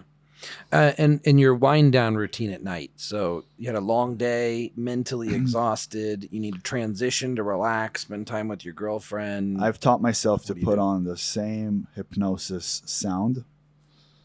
She could tell you, the second I put it on, within seconds, I'm out. I disconnect. Okay. It's a routine. I disconnect right away. I could do that in the middle of the day. I could do it now with light on. I could be outside. Boom. Disconnect, fall asleep, wake up. I'm good. Okay. Is this a specific, like this music special to you, or this music would work for everybody? It works for everybody. What type of music? What is it? It's all like hypnosis, deep sleeping. If you look it up like on YouTube, yeah. Yeah. Relaxing. It could be water sound. It could be waterfalls. Okay. Got it. Okay. Like also another great place to catch answers is going to the beach by the water, right? Because 90% of our body is water. When we're next to the water, we connect, we get answers. Ask, you'll get the answer. That's incredible. What's the most pleasurable thing to you of all? Like, I mean, to me, it's a sexual stuff, right? Like that's a peak, pleasurable thing. What about for you? Like I said, I definitely love to sleep. I enjoy every moment of my sleep. It's probably the thing I love to do most, but that's when I sleep. But then when I'm awake, definitely being around the person that I love. Everything involved around love and the relationship, Yeah. affection and I connection. don't need to have sex with her in order for me to feel something good. I feel good just being next to her, praising her, showing her, that I truly appreciate her. I love giving love. I'm a giver. So I'm very similar like this. Not a lot of men are affectionate and loving like this. Right. It's not super common. Right. Not a lot of women are either. The reason I am is because my parents were so affectionate and loving towards me. And it's hard to find that level of love and affection in women. In fact, I have to have multiple girlfriends just to get like that love and attention, because most women weren't raised with that. But you, I think you came from a harder background, and you were beat up by your family members. And like, how did you and I come from completely opposite? I came from such a loving family that created this need for love, and you came from a family that was beating you up, and you also have the same need for love. How's that possible? Psychology is not real. Most people don't understand psychology, and that's the same thing that went with the hero and the villain, right? That the hero says, everything that happened to me, I'll make sure it doesn't happen to anybody else. And the same thing with the villain, says everything that happened to me, I'm going to make sure I do it to everybody else, even way worse. But they had the same backstory, same upbringing. The reason science was created, so we could tell the future. So you could have a dad that's a drunk, and when he's a drunk, you're going to look at him and say, I'm going to be a drunk just like my dad, and he's going to end up being a drunk. I could have a dad that's a drunk, and I look at him and I say, I will never be drunk like my dad. It's the same thing like the hero and the villain. So you grew up in a place where you had all this love, and you wanted to give this love to somebody else, and you're affectionate. Where I didn't have this love, and I want to get it from somebody else, but I want to give it to them to show them, because I didn't have it, I want to give it to somebody else. Make sense? Yeah. And that's why science was created, because psychology is BS. And then how do you went so many years without that love and affection in that deep relationship, and then you have it? Like, with that during that window of time where you didn't have love and deep connection, did you really feel like something was missing, or you're just able to defer and look forward to it? You know you're going to have it someday, just like working, like you want a Lamborghini someday, you're just working towards having that Lamborghini. But I mean, look, I pretty much my whole life thought I had love, but there wasn't love and affection. It wasn't there. You know, women were very cold. And that's where I go back to, you need to be with someone of your kind. Because I'm in LA, but I'm Israeli. I need an Israeli girlfriend. The second I met her, I fell in love. One shot. Her side of the family thinks it can't be real. There's no way. How do you fall in love with you at first sight? Well, I only believe in love at first sight. I don't believe in seeing you multiple times and then falling in love. Love at first sight, if you don't believe in that, I'll walk by again. If not, we're not going to be together. you feel like women are the same way? It has to be love at first sight. I For women, need her to be like that. Okay. In order for her to just be submissive to me right away and says, I'm with you. yeah. If you say I'm with you, you gave me that fairy tale love story, Cinderella. That's what I felt with her. Fairy tale, love, Cinderella. Although she was very intimidated. When she saw me, she was scared. Yeah. It's like, holy shit, this is a big monster. You know? Beard, But then- muscles, aggressive personality. Aggressive. I said to her, come here, sit right here. And when same way I'm telling you, that's how I told, sit right here. No, you're going to come sit here next to me. She looked at me like, who's this crazy guy? In my mind, I fell in love, and I wasn't going to let that go. And then all day I tell her how beautiful she is, how much I love her, how much she's the best thing I've ever met, that I can't believe that she's with me. I thank her every morning for waking up.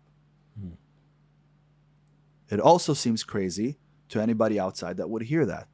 But I've conserved inside of me so much love for so long that now I'm giving it all to her.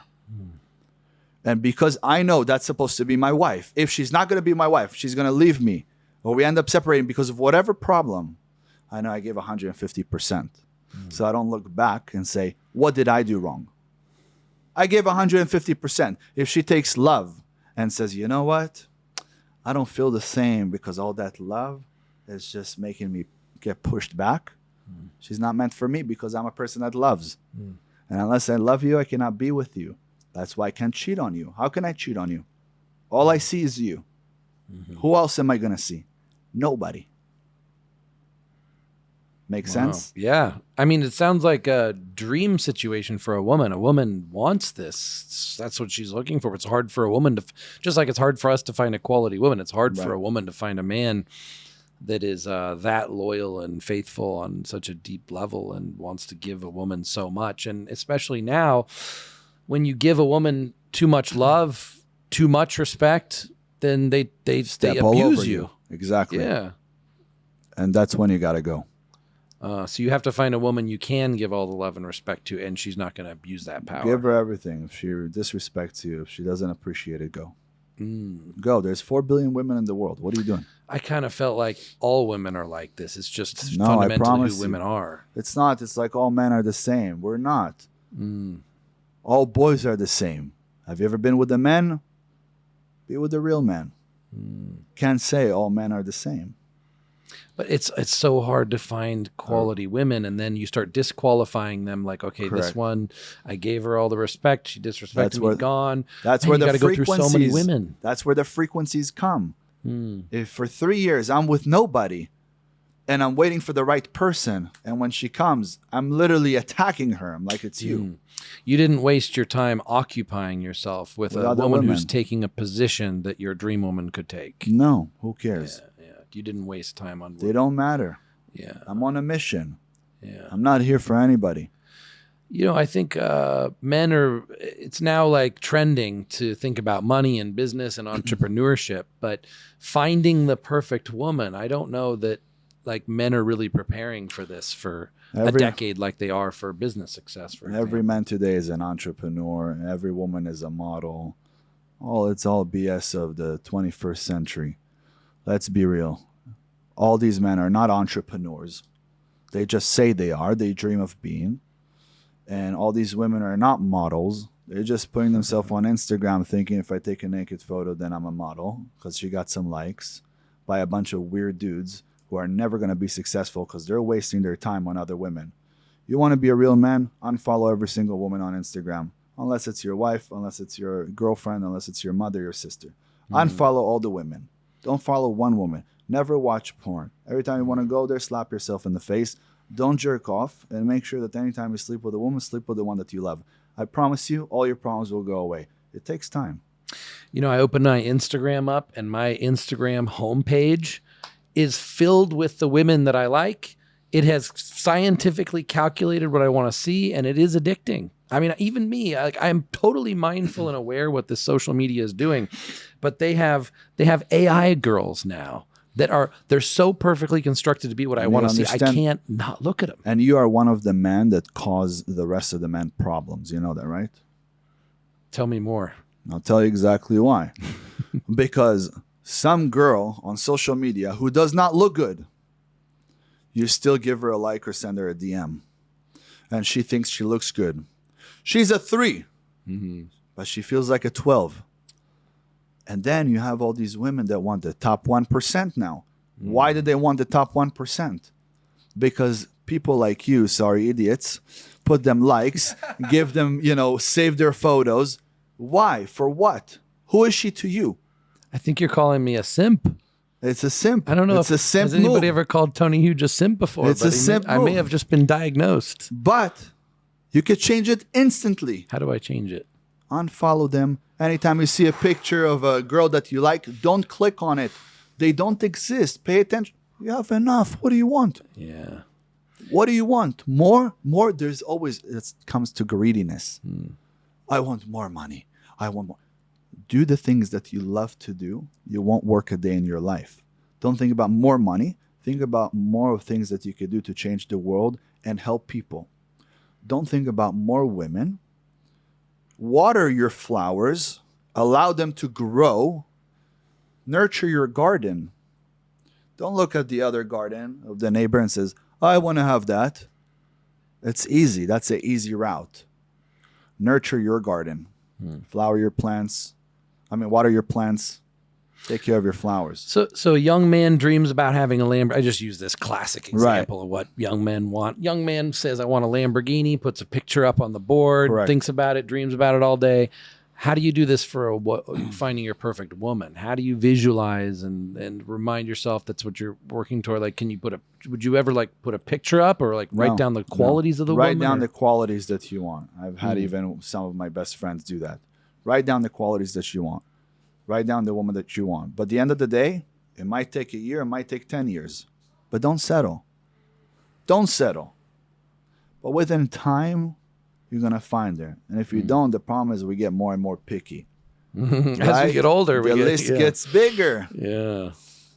You have to be reasonable.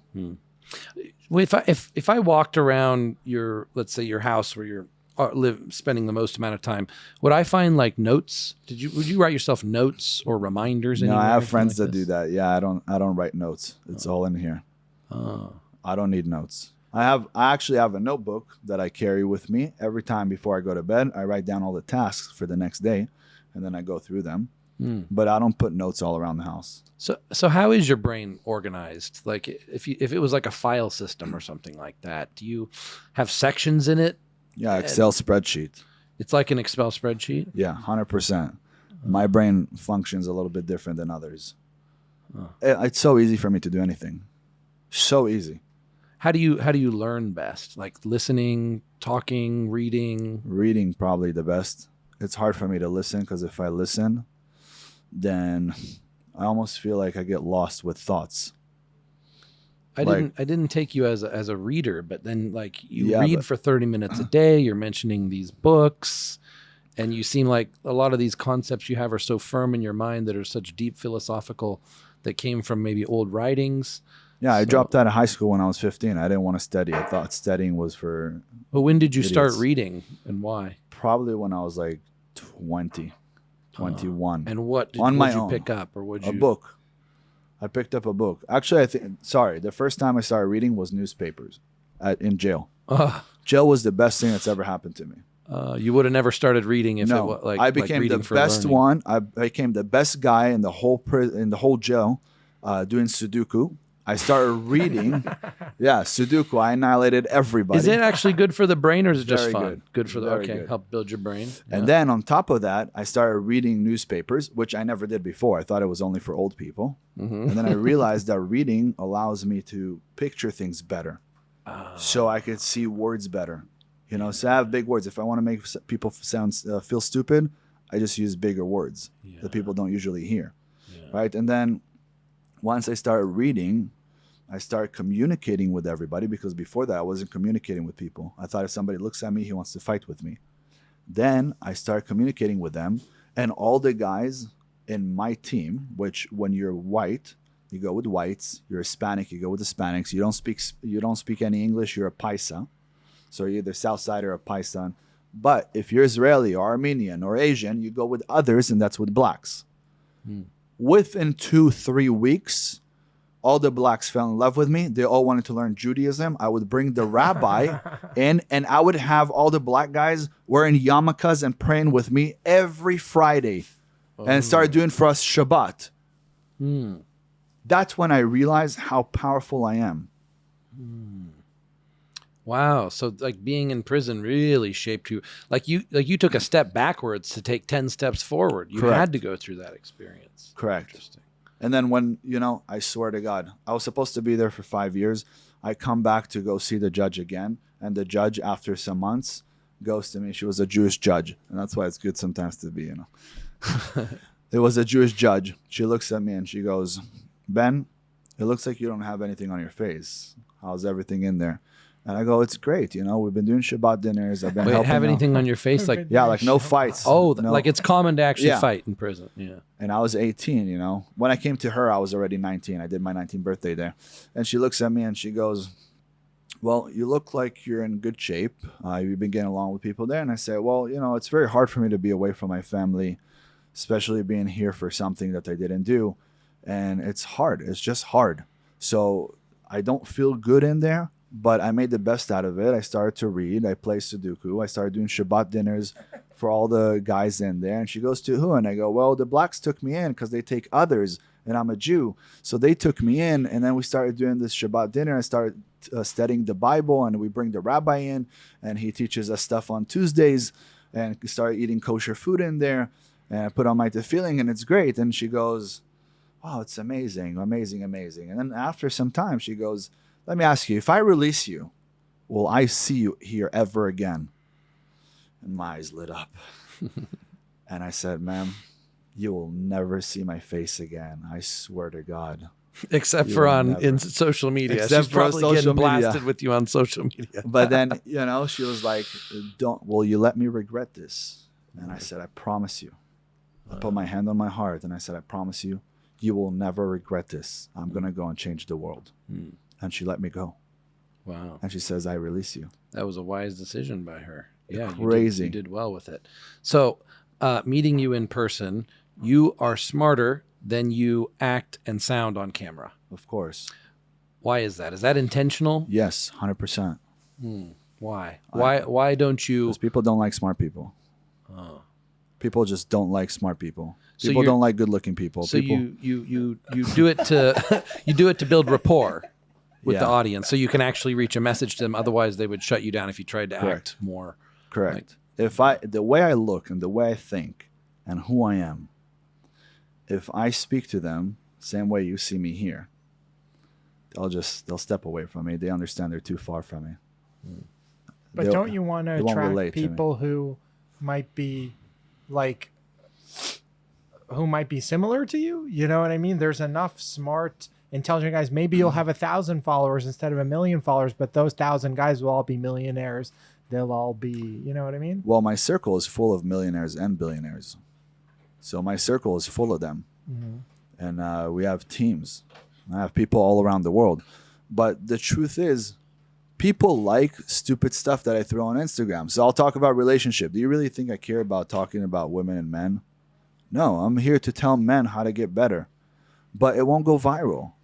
It just does not go viral. And then I talk about women and men and then my philosophy and how I see things. And then guess what? 20 million views, 30 million views. So if they like it, and going back to becoming greedy, right? You feel that.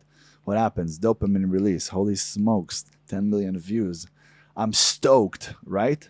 So that's the thing. You're searching for the views, and sometimes the message kind of gets pulled away. But my brother came up to me and was like, hey, you know what? You need to start motivating people again. Nobody wants to know these statistics anymore. Come on. Everybody knows you, but they need to be motivated. So I decided that my next podcasts are going to be more intense and more smart, right? Okay.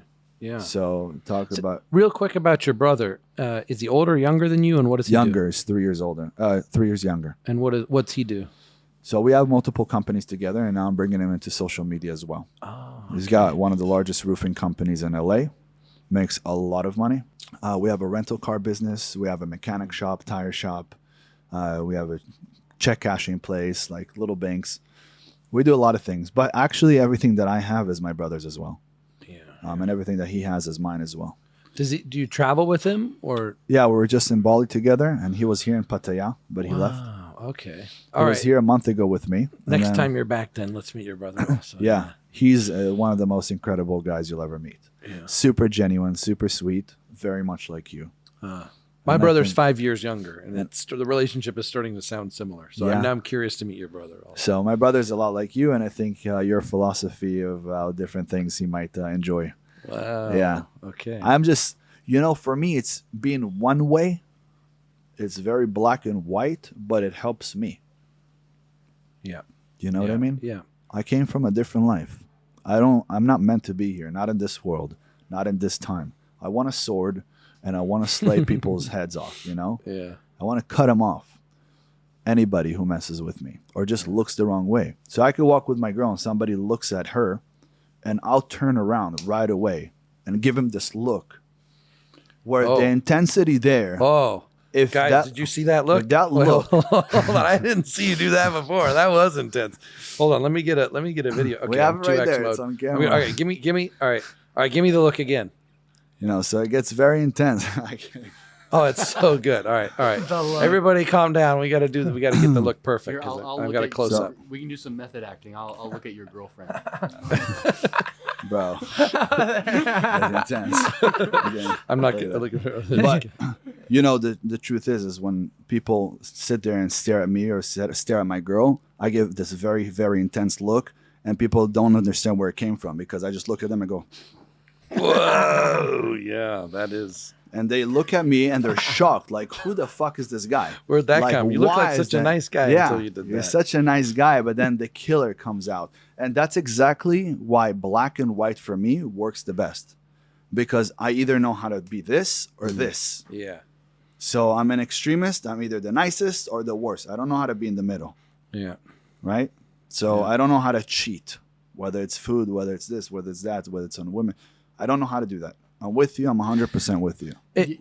Do you ever get? You need to talk Go to ahead. Connor, because Connor is the exact. It's like he didn't talk much on this podcast, but it's like you guys do the same things: the cold showers, the breathing, the working out super hard. Nobody works out as hard as this guy. I mean, you could see you guys both don't take steroids. Huge, same everything, but the mentality completely the opposite. He says as many smart words as he can. Always tries to sound smart. Doesn't talk much. And everything is a spectrum, gray area all the time, nothing black and white. So it's interesting. But the thing is, if you want people to relate to you, you can't be too smart for them. That's why when Donald Trump wanted to win the people, you speak to the masses like you speak to a 7-year-old. The biggest words are beautiful, amazing. That's incredible. Well, I did that fairly successfully. In fact, I didn't use any words whatsoever. I mean, my whole spiel was Show to your take off abs. my Yeah. clothes Yeah. themselves, right? So I actually cultivated an audience that was from India, from many other countries outside the U.S. Do you still have the abs now? You're yeah, I good? mean, we should actually do like a pose offer or something for Yeah. social. Yeah. So I can We'll show get you, it. but now I mean I am trying to accrue an audience that's more intellectual, I suppose. I mean the audience that I created, it wasn't very advantageous for business. You know, I built an audience of 2 million followers, but I really never made that much money, and that's not the only reason why I was in it. That's just something to note, you know. And that audience would buy a lot of stuff from you, just not the smart stuff. But if you like show them some good pre-workout that you've created, invented, whatever, you know, a shaker cup could make you millions. Yeah, I mean, I sold workout routines and whatnot, and I did promote supplements. Although I'm selling a lot more supplements now than I did at my prime selling supplements. So that's actually really interesting. So my following on the Natty Plus protocol is only, 30,000, 20,000 on Instagram, but the supplement sales are way higher than when I had 2 million followers. So I don't know. I mean, it depends. I think that there's a balance. You have people like Jordan Peterson who are successful because they sound smart, but then of course you have people like Andrew Tate who is really smart, but he says things in ways that are more dumbed down and appeal to the masses. So Correct. I don't know. I think that it can work either way, but obviously what you're doing is working very well. Yeah. So I'm like a mix between Donald Trump, Jordan Peterson, Andrew Tate, all these people, all the best traits that they have. That's how Ben Azula is. Yeah. I You like know? it. Yeah. It's a good combo. And it sucks that a lot of young men out there don't believe that they could do certain things. But if you believe it and the mind could, conceive it and believe it, the mind will achieve it. And they never said if you go to college or if you go to university, you're going to achieve something, right? Just if the mind could believe it and conceive it, the mind will achieve it. That's all. Napoleon Hill. Nice. All right, guys, how All are we right. looking? We're good? Yeah. There you go. Good. Eat something. Awesome. All right. Sounds We Awesome. got food. Hey, Tony, thank you for having us. Yes. Thank you for having me. Thank you, Ben. Thank you. Oh, yeah. Awesome, guys.